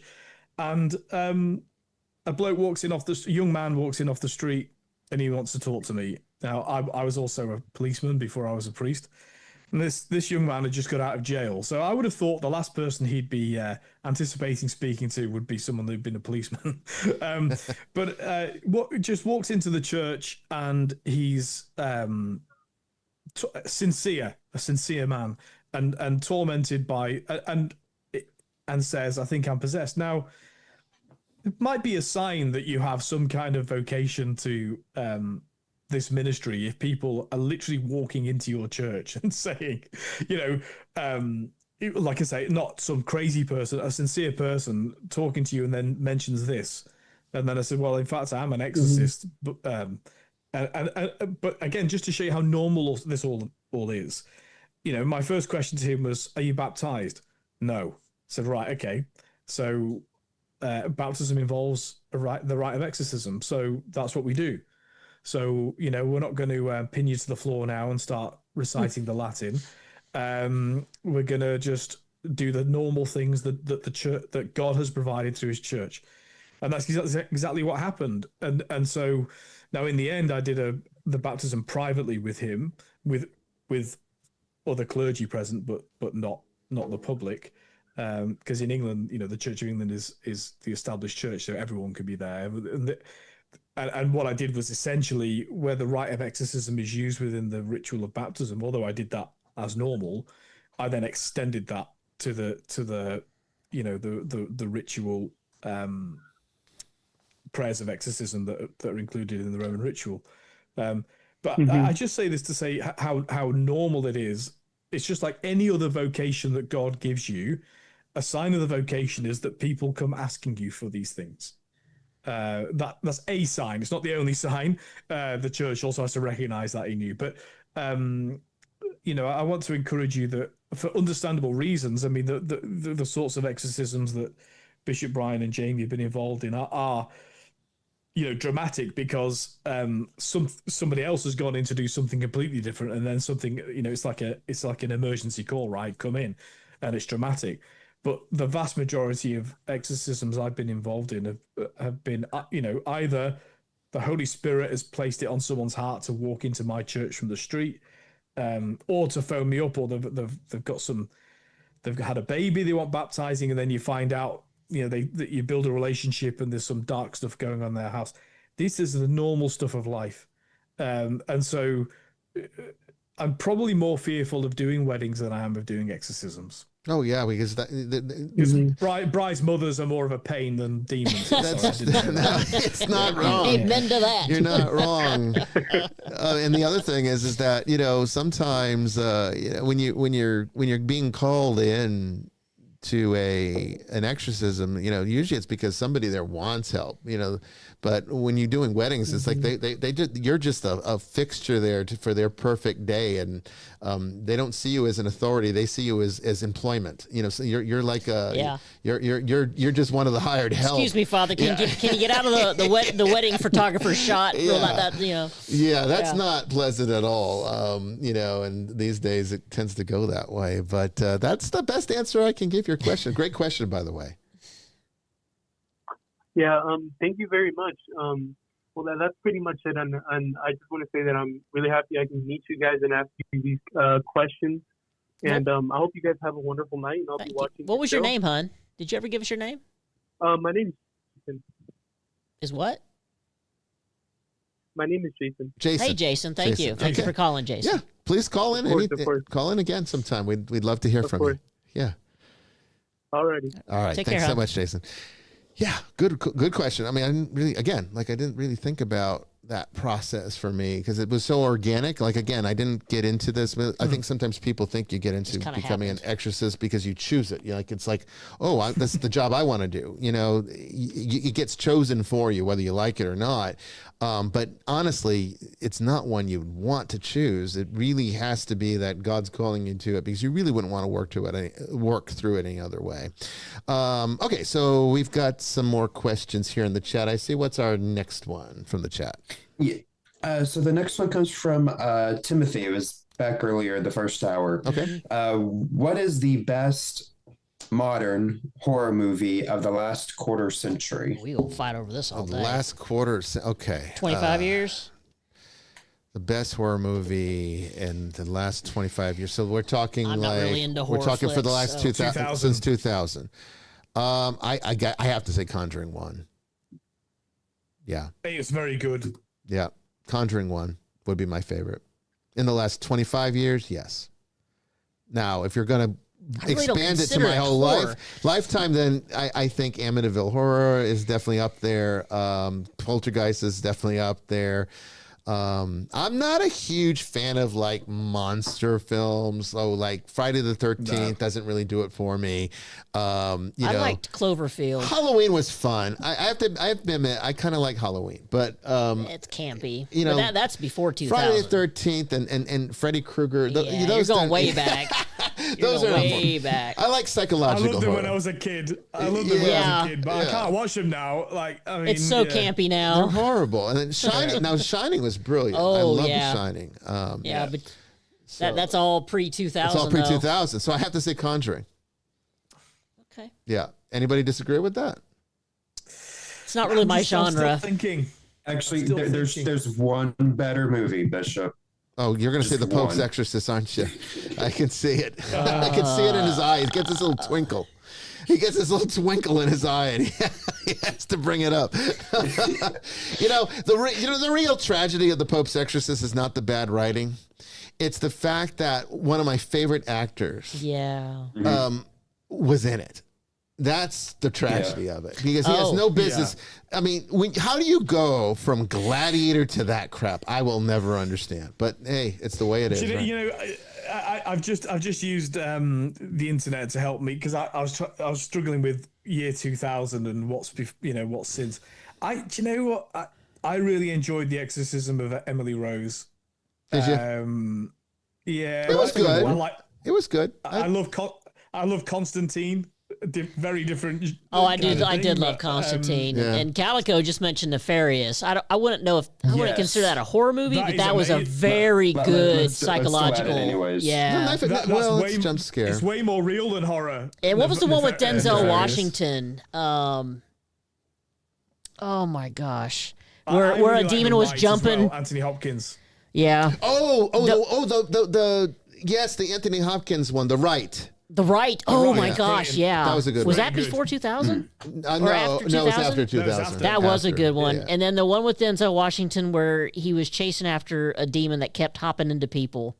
They'd walk by and touch each other and he never could get it. Really and finally, what was the name of that? With John Goodman as well. Yes. John Goodman as well. Two other ones I would mention is The Ring and The Grudge. I like those. The Ring was good. Yeah. Yeah.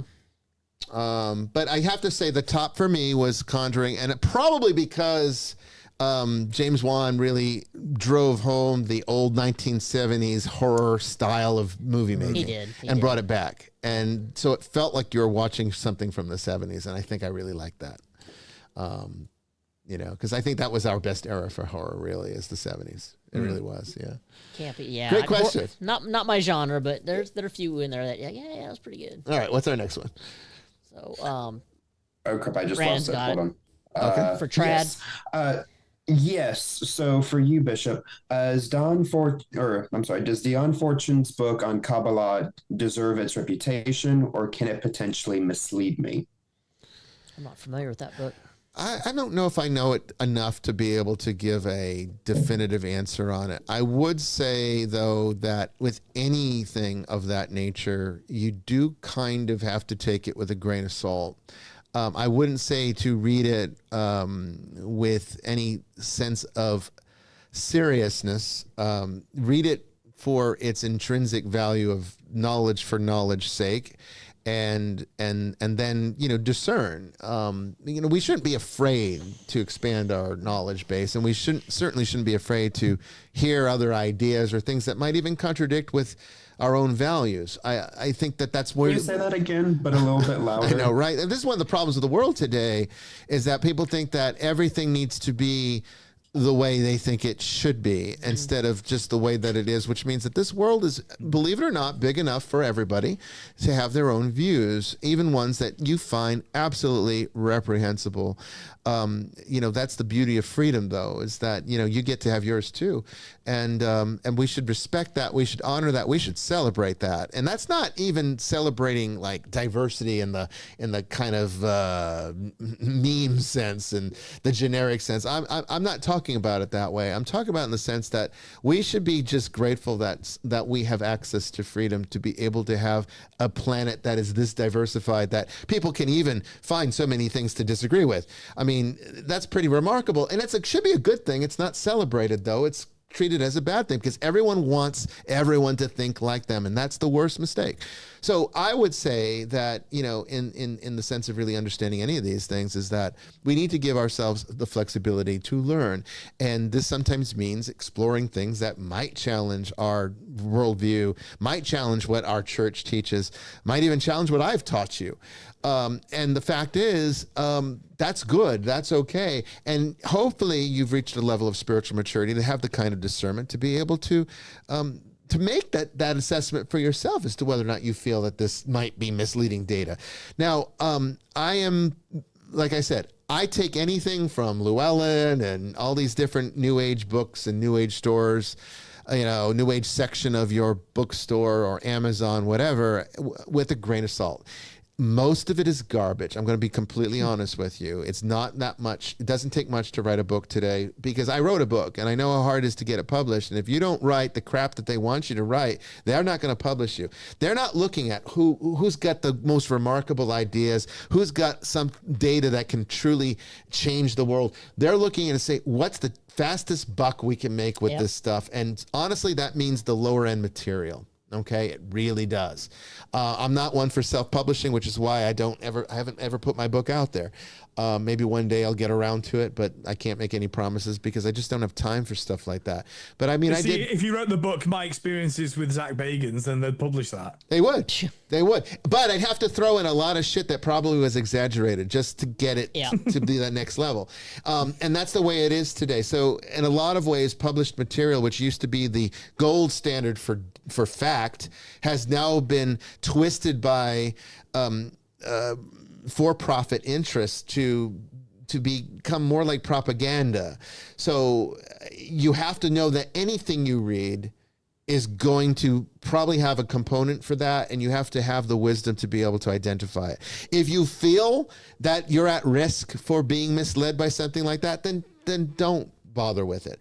But I don't think you should necessarily undercut yourself and say, well, maybe I could be misled, so maybe I shouldn't touch it. Have faith in your own wisdom, have faith in your relationship to God to guide you through, and you'll see the errors where they are. Usually they're pretty obvious, honestly. Bad writing is very easy to see the holes. I mean, it really is. And there's so much bad writing out there that it won't be too bad. It won't be too difficult.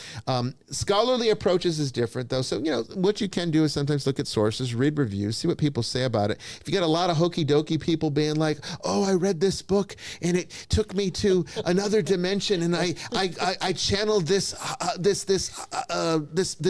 master from Shangri-La, and it opened up my. If you hear reviews like that on this book, then you probably know the book's bullshit, because look at who it's appealing to.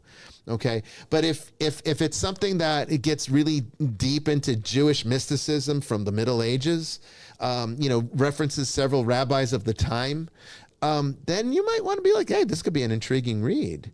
So that's kind of the things that I do to discern. I look at what people say about it. I look at the kind of people that are saying about it. I look at how well wrote they are. Are they able to convey thoughts in a way that sounds like this is an intelligent person sharing a review, or is this just a nutcase that's doesn't know what they're talking about, which means the author probably doesn't know what they're talking about. That's my approach to this. I wouldn't say be afraid of it, but take it with a grain of salt until you read it all and decide for yourself whether or not you think that there's any wisdom there. Usually every book has a little bit of wisdom and a whole lot of bullshit, and you got to sift through it all to find fluff. Yeah, a lot of it. Yeah. Fluff's putting it kindly. We could probably take one more question before the next break. Do we have one? I saw one from Yes, from Jennifer. Okay. I might have missed one before. But anyways, she asks, where does our soul come from? Oh, that's a good one. This might take us past the break, and we might have to come back with it. I just told her God, because I know that your explanation is going to be quite in depth. Well, that's stand by. That's actually the correct answer. My view, and this is a tough one because there's different semantics involved. When we start talking about souls and spirits and things like that, when you get back into the original Greek, psyche and pneuma, it can mean different things depending upon the context in which you're using it. When I talk about the soul, I don't always do a good job of this. I'm trying to standardize it now because the question comes up so much, and I think now I have to kind of pick one and say this is the one we're going to go forward with. For me now, soul is psyche. Okay, so that's the ancient original understanding of it, and that's the way I kind of look at it now. So I would say that soul is your mind, okay? What you're probably talking about, though, is the pneuma, the spirit. And usually we've kind of reversed those, and I have myself in my teachings, even on this show, and even on Vestiges of Christianity, I might have interchanged them, and I realize now how erroneous that was, because you really have to have a solid semantics to talk about the subject. So understand, let's look at it from the ancients' point of view. So from the ancients' point of view, the soul was the psyche. We get the word psychology from this. So in their view, the world of the mind and the world of the spirit, or the spiritual world, were the same place, the same thing. There was no difference between the two. In this context, we would say the corporeal world is the physical of the body, and then the incorporeal world is the world of the spirit and the mind. The mind is the spirit, is the spiritual. But the spirit, the pneuma, that which gives the breath of God that gives us life, because the pneuma really does actually mean breath, or it can even be related to wind. Is as in pneumatic. In pneumatic. Like a pneumatic drill uses wind. It uses wind, exactly. That is literally the life force. That's, I think, what you're probably asking when you say, where does the soul come from? Correct me if I'm wrong, but I think that's what you mean. So if you're asking where the spirit, where the soul comes from, the psyche, well, you're born with it. It's developed with you. You get this as part of your overall creation, which includes both your physical and non-physical body. But if you're talking about what animates you, what gives you the actual sense of life, that is God himself residing in you. That's why the church has always taught that the body is the temple of the Holy Spirit, because the Holy Spirit literally resides within us, and that is the pneuma. Now, it's a particular part of the pneuma, one that's isolated for us, for our purposes. So we feel like it's ours, we feel like it belongs to us, but it is not us. It is God. And so, if a person were to, let's say, die in a state of rejecting grace and choose damnation, okay, then the pneuma returns to God, and that's actually what kills them. That's where the death comes. We're going to talk about this next week in great detail. So I would encourage you to make sure that you don't miss next week's episode, because next week's episode is on annihilationism and the metaphysics of hell. And I'm going to explain why, even though the church doesn't teach a theology of annihilationism, I'm going to teach you why personally I don't think there's any other way to look at it. And one of the ways is what I just described. So we're getting a little preview of this, and I'm going to kind of go into more detail here in a moment. The fact is that because we cannot exist, as Thomas Aquinas had made it very clear, that if the presence of God were to leave an object or a person or anything for just a moment, that thing would not only cease to exist, but it would be as if they never existed at all. It would be as if there was no existence. No existence means not just not existing, or like once existing but no longer existing. It means being erased, as if you never were. And in fact, as far as time is concerned, you weren't ever. So those that are in hell, in my estimation, because they do no longer possess the pneuma, fall into that category. There is no life within them, which means that they kind of dissipate into nothing. Now, that's not to say that it's an instantaneous lights out either. Death is a process, and we're going to talk a lot about what that process is, why there is absolutely suffering to hell, and why the church's views on the nature of hell being this place of fire and brimstone and suffering is not inaccurate. It's just the assumption is that... Well, it could be both and, right? It could be both. You describe, because the eschatological, the telos of hell... Yes. Is in fact destruction. It is. And non-existence. Yes. So, a new heaven and a new earth, not a new hell. Correct. And you can't, if God were to, let me leave you with this, because this is going to be the big thought from next week. But if God were We're going to talk a lot next week. I know, right? There's so much to talk about. So it's not a bad thing to preface it. But if God were to allow hell to just kind of continue to be while he ushers in the new heaven, the new earth, and guess what? That universe is going to fall all over again, because it will still contain imperfection. It can't. And you're not going to tell me that God's going to create two different universes, because ultimately there's just creation and not creation. All right? There's creation and non-existence. There's no anything else. You can have a million universes, but still it's all creation. So ultimately that is the core reality. It either exists or it doesn't. Okay, so you can't have a condition where imperfection is going to exist in this perfect creation, because then you're going to have the seed for the fall all over again, which is, kind of how it happened in the first place, that seed was already planted there. We'll talk about that next week too. Okay, let's take our break. If you got more questions about this, that was a short, very quick way of responding, but I'll talk more about it when we come back from the break here. Don't go away.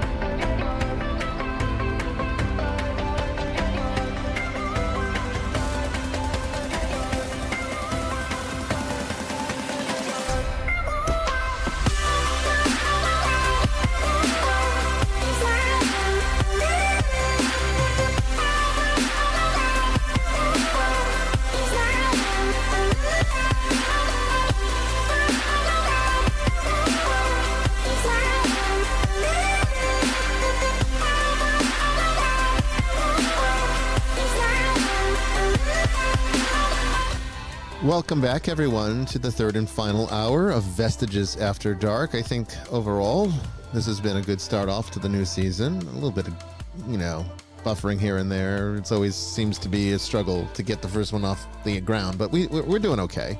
We're doing okay.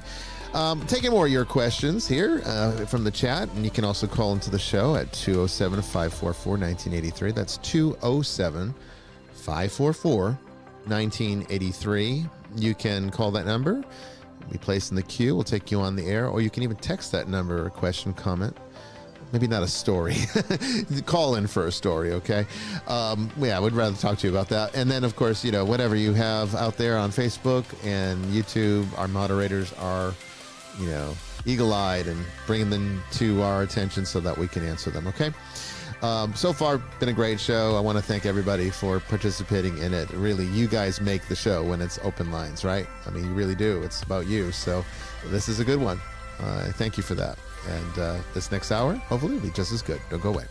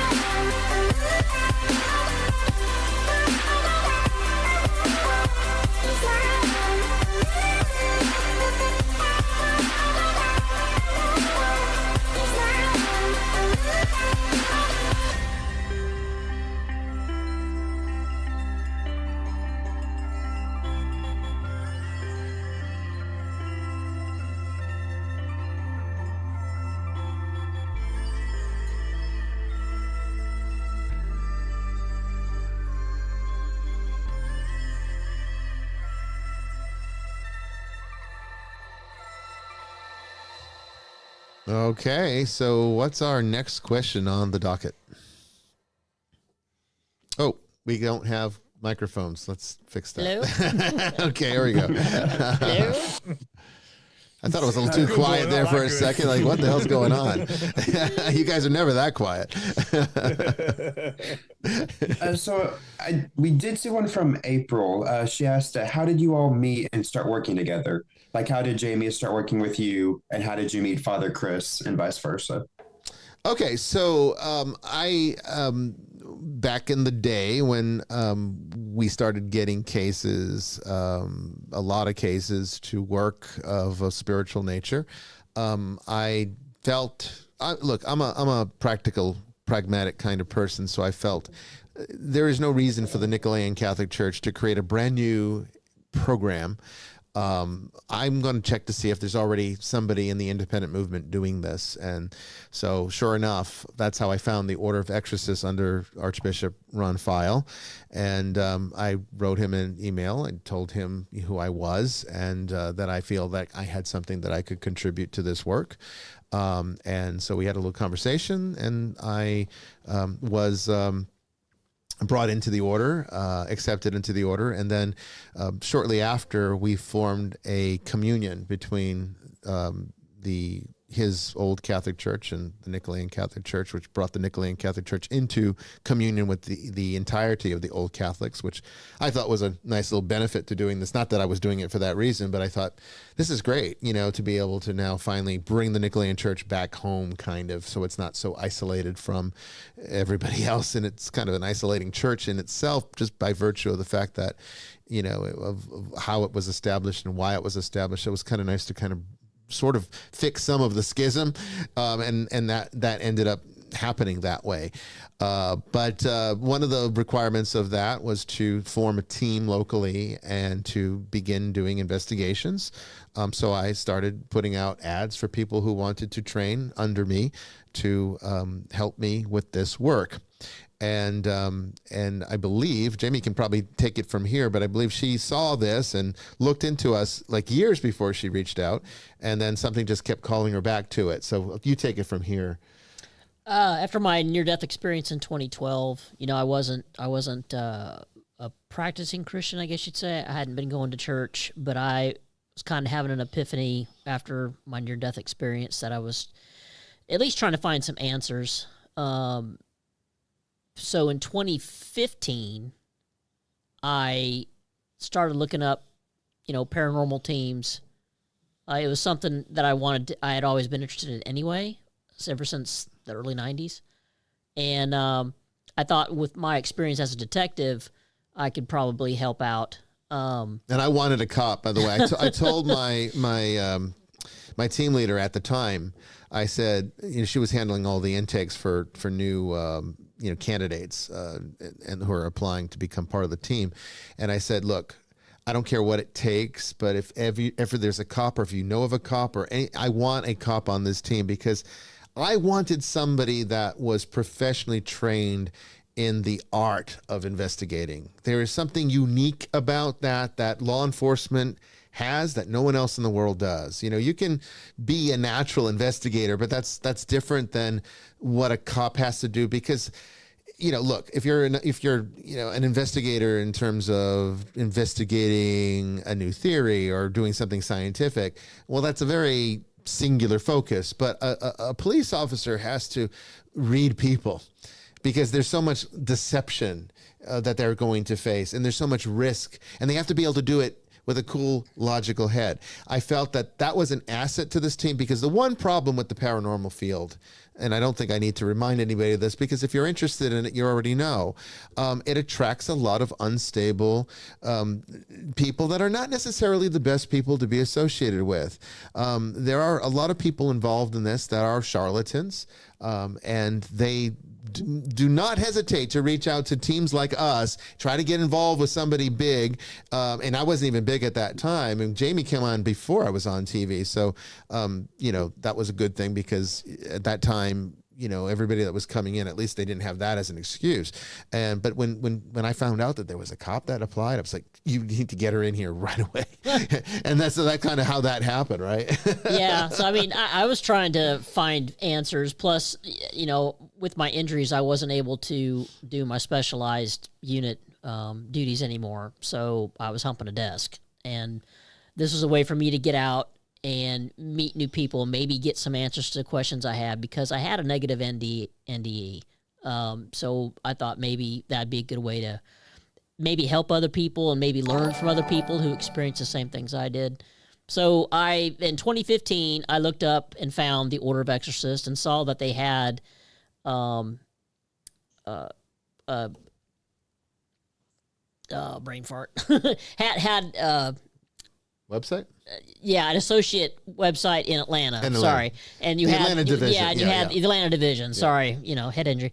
So I looked through there and saw that there was a demonic investigation team involved, and that y'all had, were involved in the National Order of Exorcists under the Sacred Order of St. Michael. I thought, well, this is pretty neat. Maybe I'll look them up. Maybe I won't. So I kind of just filed that away, and I think it was like a year later, in August-ish of 2016, I revisited it because I kept having this nudge to figure out what was going on. It was like just this nudge. I can't even describe it. It was like, the answers you're looking for are right here. Why aren't you doing it? It's kind of like one of those, poo or get off the pot kind of moments. Yeah. So I'm like, okay. So I filled out the application online, and the bishop's recruiter, I'll say, contacted me, and we set up a meeting. And I've said this before, where I thought I was actually going to a church, and I pulled up to this house, and I'm like, great, I got crappy directions. And I did everything out of my house back in those days. And so I called the recruiter, and she's like, no, you're at the right place. I'm like, okay, I'm coming up the front steps. So went down the basement. We talked for a little while, answered a bunch of questions. I asked some questions. The bishop was able to give me better answers than about 18 chaplains could. So I decided, I'll do a couple cases with these guys. Was not interested in converting. I'd go to a mass just to experience it, but it was not my plan. But after the first couple of investigations I went on with them, I was like, okay, there's something to this. So I started going to mass regularly, and then I decided after just a few months that I wanted to convert, and so I became Catholic that following Easter, 2017, even had my parents come down. And it was right after I had back surgery, so... Yeah, that's right, you did. Yeah, I had back surgery like a few days before, so it was a very long night. But that's basically how it all started, and I've been with them ever since. And I think with the whole Exorcist assistant thing, it happened after you did the first Ghost Adventures, and you decided you needed somebody to go with you. I found that the first one, Zach only called for an exorcist. He didn't intend to bring anybody else from my team out there. And so when I was called to do the first Ghost Adventures I did, which was Exorcism in Erie, I didn't know what they needed from me. It was very limited information. He just said he needed help with a case. He wanted an exorcist there, so I was like, okay. I didn't realize the extent of what would be involved. And when I got there, I realized, my God, this is like a full-blown case. I guess I should have anticipated that, but I didn't. And it's very cumbersome because everything, Father Chris can testify, everything the rite of exorcism requires, even the minor rites, are really set up for a team of two people. There's the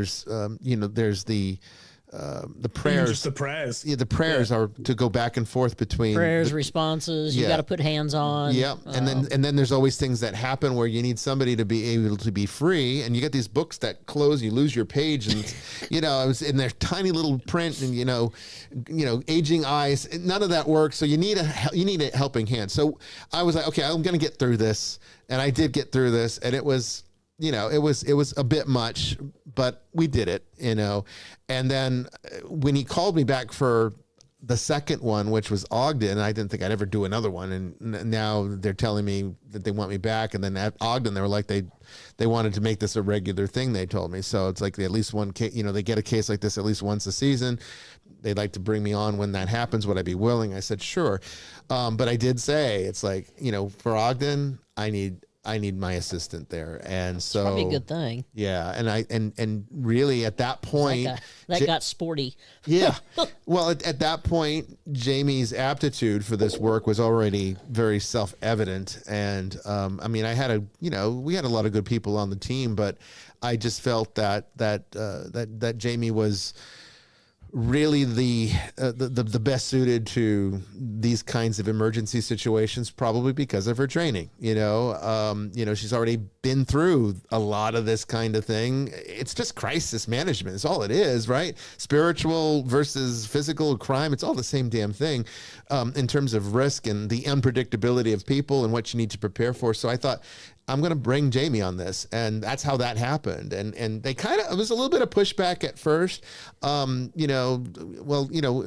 think it was budgetary, honestly, because bringing another person out there doubles everything, right? Doubles the flight, doubles the hotel because, we're not, at least when they do like the paranormals, they're married, they can share the same room. It's just 2 flights, but we're colleagues. We're not family. So, you need 2 rooms and everything else. So it kind of doubles the cost of everything.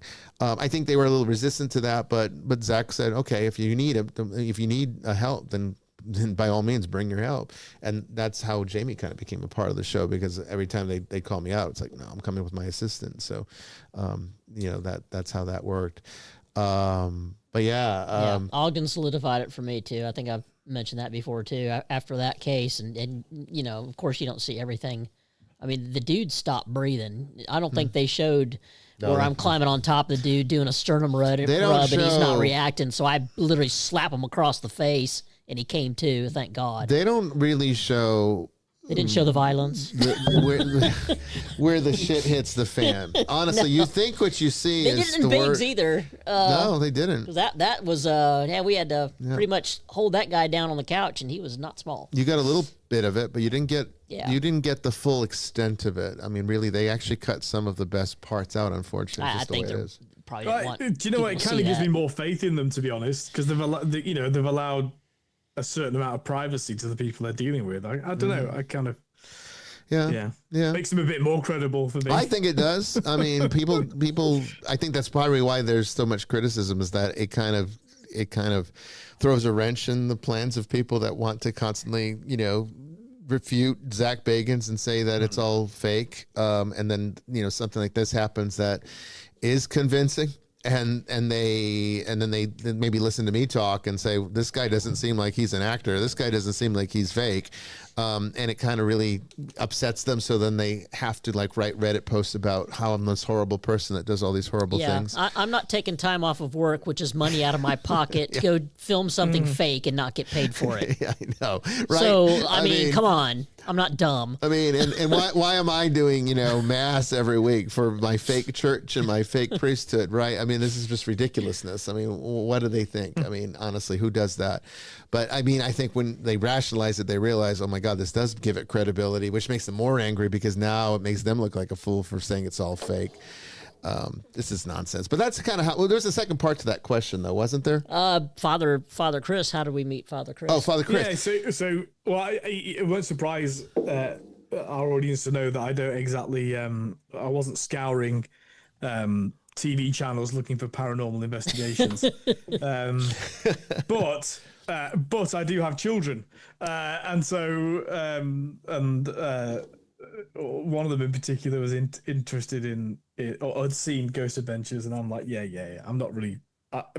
I'll be honest, that's not really my preoccupation in life. Yeah, not bothered about those sorts of things. But I did see. I think it was the Ogden episode. I think it was Ogden, and I thought, yeah, there's. I thought your ministry was obviously genuine, and it intrigued me because obviously I've been involved in that ministry for a long time, and there are things that are kind of unhelpful in how exorcism was portrayed in the media, but here was something that was actually this was just literally happening. So I thought, well, to be honest, my main motivation was I'm not sure how much support you had from people who actually, are involved in this ministry and are part of the church. And at that time, I was, a mainstream Anglican, Episcopalian for American viewers, although not really. I was in the ultra trad division of the Church of England. So I partly reached out just to sort of see if you needed any prayer support, spiritual help. I think that was more than 4 years ago. It was a while ago. Yeah, it was. In fact, it was so long ago. Pre-COVID? I don't even remember the first contact, honestly. No, I came on the show to talk about. I think I called into the show. That's right. I did. Called into the show. Okay. You did. I can't remember what that show was about, but I called in, and then it sort of went from there. And you asked me to come on and be a guest on the show. And then you became a fixture. Yeah. Yeah. It's the accent. So it's the accent. Yeah. Okay. And then I came out to see you. That's right. You did. Yeah. So I can. Well, I suppose people might say, well, how do you're a real person either? Well, you can Google me. I'm fairly notorious, but I can affirm that Bishop Bryan and Jamie are real people. Yes, and we do exist. Have a real life in the real world. Yes. And so, and I went out to. You'd literally moved house. I felt bad. Yeah, you'd moved house like the same week I arrived. Literally, just a few days. We had been in the new house for maybe about 4 days. Yeah, you'd actually done amazingly. I couldn't believe what you had set up. I'm a miracle worker. Yeah. He doesn't like clutter. I do not like clutter. Yeah. No, that's good. So so obviously a kind of online friendship became a real friendship. So and as the years pass on, I think spiritual relationships deepen regardless of interactions. Actually, I think once you're aware of somebody, I'll use the word soul just to annoy you. Once you're aware of another soul's existence, you're always aware of it. notwithstanding you may be anathematized, but we'll talk about that next week. But while your soul's not been anathematized, I'm aware of it, and so I think that's true of all things, of all people I've encountered in life, whether I've liked them or not. But in the case of Bishop Bryan and Jamie, and your family as well, I obviously do like them. So. Well, and of course, Jamie and I bonded over the fact that we're both cops. Yeah, so we got that in common. We had a good shoot together and all of that. So it was we'll have to take another trip to either Fogo de Chao or maybe I'll take you to Bistro Nico, my favorite. That was amazing. Oh. It really was amazing. And we'll go to Bistro Nico, my favorite French restaurant out here. Absolutely. I'll be back. It's really, really good French cuisine there. And it's done in a really nice, unpretentious style, but without sacrificing any of the Parisian greatness of the food. It's really wonderful. And I'm on standby to come and help you if you need another exorcist. Oh, well, that can always happen. I mean, honestly, there's times where if we get a really serious case, you might get called because we'll definitely need additional help for it, for sure. If for no other reason, just to have the proper support, because we're basically, this team is down to 3 people at this point. Levi's kind of a fourth. He films everything now, but he doesn't get actively involved. And help them if they need pinning down, if Jamie and I are there together. Yeah, well, sometimes that happens, right? That does happen. Hey, look, we'll be comparing, restraint holds. Yeah, the goosenecks will be out. Yeah. That's right. Yeah. Okay. What's our next question? So I believe the next one was for Jamie. Right. Will you share your experiences in New Orleans? Everyone experiences a different vibe. The vibe was weird. Different from pre-Katrina, huh? It was definitely different from pre-Katrina. Yeah. Wow, yeah. So I think I mentioned on the network that there was some weird stuff that happened like from the get-go. So I only went for a couple of days with my friend Jen, and we stayed at the Royal Inn, which is on Royal Street. It's about 6 blocks from Bourbon. Is that the one Bourbon who likes Street. Scottish accents? Probably. We all have a cross to bear. We all love the accent. So if we went for her birthday, she was a fan of NCIS New Orleans, and so this bar below, it's called the R Bar, I believe. There's these 3 bed and breakfast suites you can stay at above it, and the face of it was actually on the show. So I thought it's cool. We'll stay there, and it's not in the middle of everything. It's kind of off and away. Well, it was pretty, like when we pulled into town, and I'm like, got my gun in between my legs, going, this is not what I remember, but okay. So we get parked, get in there, and I tried to get my hackles down because I definitely had the spidey senses going. But we checked in, decided to hang out there for the night. Had some drinks out front. They've got a little patio area that's right there on the sidewalk. Well, obviously, any big city in the suburbs, there's going to be homeless people walking around. A lot of mental illness and homeless folks there. We're sitting there minding our business. I think I'm on my 3rd Sazerac, and one dude comes up, asks for money. I said, no, I'll give you a blessing, and he thanked me and moved on. But there was another one that we saw several times, and he was acting like he was possessed. Like I was ticking off the checklist. And I know from working narcotics for so many years, I know when someone's on Flocka or some other kind of drug like that. But there was something about it that made the hairs hackle up on the back of my neck. And he actually came right over to me. And he had the darkest eyes. He was very unkempt, and he had those jerky movements that we all know. And he was asking for food or money for food or whatever. And I forget what he said, but it was something that really we had some small talk or whatever. And I told him, I said, would you like a blessing? I can give you a blessing, and he's like, I don't know. I said, well, what's your name? He says, my name's Christian. Just kind of like, my name's Christian. So I was like, oh, okay. And he looked over at Jen and said, happy birthday. It's like, how does this dude know it's her birthday? We ain't talked to him about her birthday. We ain't talked to anybody about her birthday. Yeah, yeah. So I looked him dead, and then he gave me kind of that smirk. Yeah. And I was like, oh, okay. Who am I talking to? And he goes, St. Michael. And I was just like, no, we're not.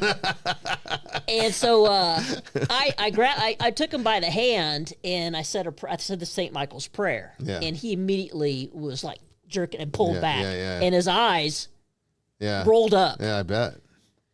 And he was just like, whoa, what was that? What was that? And he got lucid for a minute. Yeah.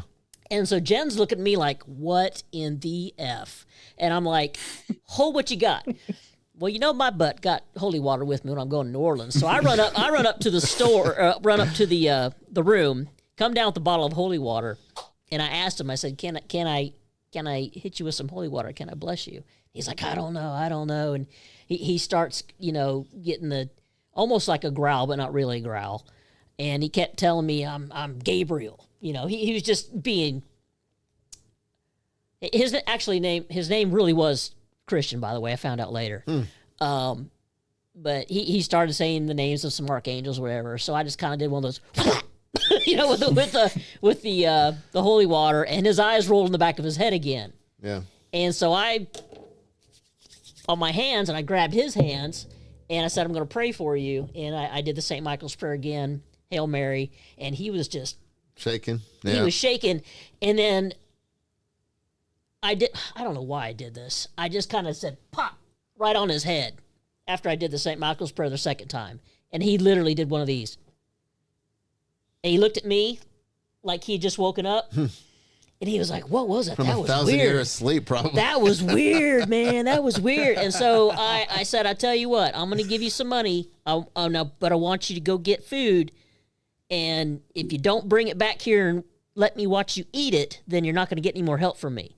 So he went and got some Chinese food, brought it back, and he ate it, and he was hungry, and it was just like a different person. He talked to me normal. We saw him the next night. Was he normal the next night? He was still homeless, Well, but yeah. he was actually sitting on a curb on Frenchman Street. We went down there to go to a jazz club. Yeah. And he recognized me, and he said, "Oh, God bless you. You were really sweet to me. I appreciate that." And so we brought him some leftovers and met up with him again, and then I didn't see him again. But that was just the weirdest one. And then there was another one. They have this hustle where a guy will come up and want to shine your shoes. Yeah. And it's a hustle. Yeah. And I'm telling you, there were people under oppression everywhere, Bishop. I did not go looking for it, but they sure found me. And this New guy, Orleans is probably one of the worst places for this guy starts having a conversation with me, and I knew he was trying to hustle me, so I just kind of blew him off a little bit, and said, "Hey, I'll give you a blessing too." And I kind of gave his hand, and he just kind of looked at me with that stare, and he didn't blink. Yeah. And I said a blessing for him, and told him to be careful. And then when he let go, he goes, "I'm gonna see you again." And I said, I bet you will. And I kept on walking. But it was so strange. Yeah. And then we saw this adorable nun in pink. Apparently there's a Catholic church, and I don't remember the name of it, downtown, where the nuns wear pink cassocks and habits. Mm-hmm. And she was just adorable. She reminded me of the nun from that series, Evil, if anybody's seen it. The nun in that show, that's no nonsense. But I mean, we didn't really do anything. That's a great show. Exciting. Actually. Yeah, it's pretty good. I was told that show was stolen for me. Your treatment's very similar to the first season. I put a treatment out to the various networks. Yeah. Look, I can't confirm this. I'm just telling you what I was told. All right, I'm not going to even mention who told me. It was an awful lot like his treatment, y'all. I was sent the pre-production notes to Evil, And in the email in the subject line, it said, "Bishop, they stole your treatment." And I guess they got around it because they made it a work of fiction instead of an actual reality show. My treatment was for a reality show, but it was essentially the very dynamic. I've never seen the show. It's good. But I was pretty told good. It got a little hokey towards the end. I mean, this is basically hearsay. I can't confirm it, but they said this is your treatment, and maybe it was.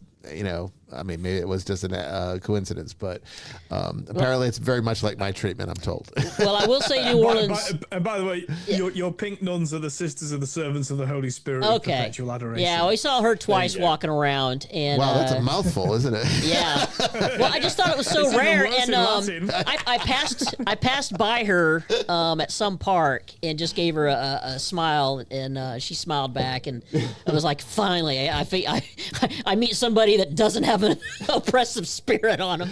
But we had a pretty good time. It was just the vibe was definitely off. There was definitely a heaviness. Would you go back? Yeah, but I wouldn't stay there again. But I will say the local locals were very, very nice. Yeah. They were very nice, very welcoming. They told us, where to go to eat, to have real New Orleans food, not the tourist stuff. Right. Because we wanted to go where the locals go. Yeah. And I did have a bartender recognize me. I think the darkness comes through the camera. The darkness comes through the camera from New Orleans. Like when the Katrina stuff. Yeah. Everything I've ever seen, and loads of different genres. Whether it's like a fly on the wall, a real life cop show, or some documentary. You can just feel the sadness that comes through. It was, and when you're driving in, you can still see buildings that were never rebuilt. You can still see some of them actually with the X's, the orange X's, spray painted on the thing. But they're still there. Yeah. Yeah, we made some friends at the local bar. One bartender recognized me. Did you go to Crowley's bar? No. You didn't go there? No. There's a bar. I forget what it's called, but there's a bar. It has a plaque out there that Crowley had a drink. Oh no, no. So I think the Absinthe Bar. What is it? The Absinthe? Or maybe the one across from it. It's been a while since I've been there. We stayed pretty close, and it was so stifling hot. It was 107 heat index. Yeah, that is. And we were out on foot, and I can't walk very long anyway. And my friend's diabetic, so we didn't do too much walking. Yeah. But where we did go, it was pretty cool. Cool. But yeah, the vibe's definitely different from when I was there in 2003. Definitely not the same. But weird experiences. So I was back when we moved back from Las Vegas. We were transitioning. We came back to Georgia, and it was supposed to be a temporary thing to relocate to New Orleans. We were going to open up a store in New Orleans in the French Quarter, and we were in the process of the early stages of doing just that when Katrina hit and completely obliterated the place. And at that point, it was like, well, there's no point in pursuing this. Fortunately, I guess you could say it all happened before we got financially invested and locked into it. But it still was a terrible tragedy. And so we ended up staying here in Georgia indefinitely because of that. That was not the plan, but that's what happened. But during the time between Katrina and after that, and then Katrina happened. During those years right after Katrina, I was training to be a pilot, and one of the requirements that I had for my I think it wasn't commercial. I think it was just for the instrument rating. There's different ratings, you got your private pilot license, and then you can get ratings on that. Instrument lets you fly, instrument flight rules, IFR, and then, commercials for like actually taking passengers in a professional capacity, that kind of thing, and different requirements for each of these qualifications. So when I was doing my IFR training to get the instrument rating, one of the things you have to do is these cross countries. They call them cross countries. It doesn't literally mean going from coast to coast. It just means so many miles between your start destination to wherever you pick. And you can do them anywhere as long as it meets the mileage requirement. And so my flight instructor asked me, where do you want to go? And I said, well, let's go to New Orleans. I haven't been there since Katrina. I want to see. And this was right after Katrina. So we flew. I flew all the way out from Petrie DeKalb Airport, which was my home airport, and PDK. Yeah, PDK, and went all the way to New Orleans. And this was right after Katrina. It was a wasteland.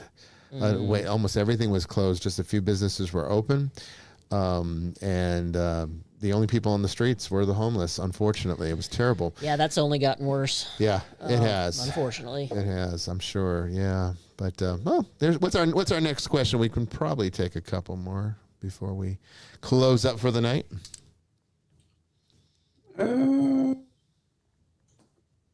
There was one question for me, but I believe I already answered it in the chat. Okay, so no more question. Oh, do you want to answer it on the air? Yeah, I can answer it on the air. Go for it. They asked, have you or your crew ever feared a location while investigating? I guess I can give a little bit of a lengthier answer. For me, not necessarily. There was one case we did, and April's in the chat. She can chime in because it was a joint investigation where there was a case we had up in Georgia. And I believe the woman reached out to April. But anyways, the first day we went, we picked up like, okay, yeah, there's something here, but we don't quite know what yet. And during our second investigation, we come to the conclusion that, okay, so she's dealing with a demonic oppression. And we're not equipped for this because I wasn't in the same room, but apparently the woman would speak to April in like a third person voice, did not want to say the Lord's Prayer, and was just acting bizarrely. And so eventually we had to get our Native American shaman to help us. And eventually we did get it resolved. And I think to this day, they're still fine. But I'd say there's not really, you can't necessarily fear doing investigation or helping people. Because if you fear, then you're not being as much of a help as you can to the victims themselves. Well, and you're feeding the issue too. You're feeding the entity if there's one there. Yeah, I say for any of this work, regardless of what capacity one were to actually work it, if you feel any fear at all, you shouldn't be doing it. Mm-hmm. I mean, it's just that simple. It's not going to be helpful for them. It's not going to be helpful for you. And overall, it's really, it could be actually a dangerous situation. And I think this is why the elements of religion are an essential component here. It's ironic to me that the people that seem to fear it the most are the people that claim to be Christians. It seems like they're the ones that, don't talk to me about this. I can't watch these shows. Yeah. I don't want to be involved. I don't want to hear anything about that. I do not claim this negative energy. It's like, you're a Christian. You should know better. You should know better. Heaven forbid they might do something to help. Hey? I know, right? That would mean obligation, Father. Christians don't like obligation. But no, I mean, you're. It's good that you don't feel a fear when you go into this, because if you really are there to help, well, you're not going to be able to do much if you're compromised in any capacity. And fear is the first thing that will compromise you.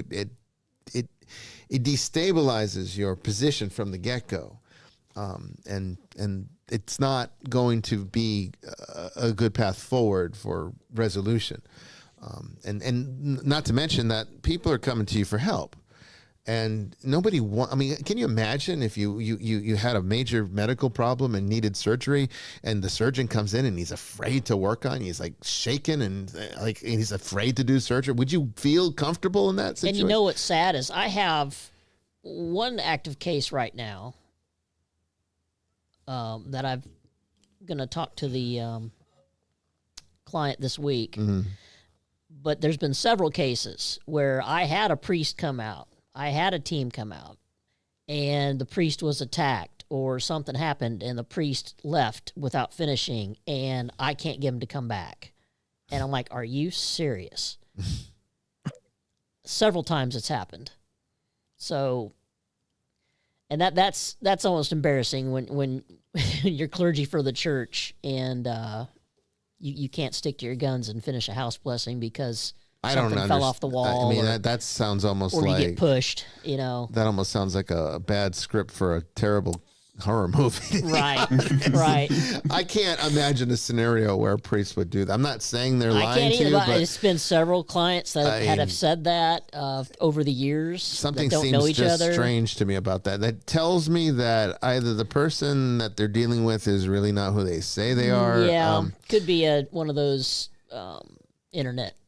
Look, the church has its problems. I'm not gonna be. I'm the first one to say, look, the church has its problems, but I've never known a priest that would run away from a house blessing because. Man, I would hope not, because I'd be like, dude, really, where are you going? Yeah, I mean, even the worst priests I know wouldn't do that. So, yeah, it does, like Timothy says, it's like the Amityville Horror. The priest, left because of the flies. Yeah. It sounds like it's almost like a horror scripted kind of scenario and not one that's based in reality. But again, I've become a little, I'm going to be honest with you. I've become a little bit cynical, Oh, me too. Trust me. I have to vet all these cases. Yeah. And she's the vetter. I mean, she handles it's the case getting to where, it's very, very, very few and far between where they actually need us. Yeah. Yeah. And it's try to steer them in the right direction, and they usually don't like that. No. Because it comes down to expectations, and people tend to want a magic solution. They don't really want a faith solution, which is a lot of work. Faith is a lot of work. Because it's why I say you have to cultivate grace. It's not, that doesn't mean that you make grace happen. Grace is a free gift and you can't merit it. That's not what cultivating grace means. Cultivating grace is engaging in the relationship with God through the faith experience that leads to the accumulation of grace. And the free-flowing access to it. It's something that we have to choose to pursue, of course. It's free in as much as it's available, but it's not just thrown away out the window and you just pick it up and take it. You have to go find it. You have to work to get to the place where it's there. And that's the cultivation part. And that's the part that people don't want. They don't want it. Look, I opened up the mission church. We both did. We opened up the mission church years ago. Okay. Spent a lot of money that is irrevocable. I mean, you can't get it back. It's gone. We spent a lot of money on that. The mission at the time was based upon what our clients were telling us and our, absolute trust in them. We trusted them. That these are the things they needed, and I said, well, here's what we're going to do. We're going to go and we're going to, just like you see on Ghost Adventures, go in there, stabilize their problem, and then the mission church will be the hospital where they get better. That's where they're going to come after. We can be the